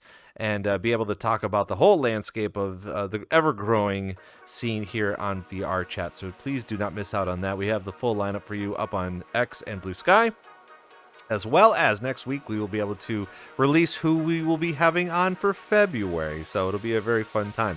So for Ollie of Contain, TheHomieDouggie, and Ruru and Waffles of Rave Factory, and the VRC DJ crew behind the glass, I'm Rob Roman. Thank you guys for coming by, and we will see you next time.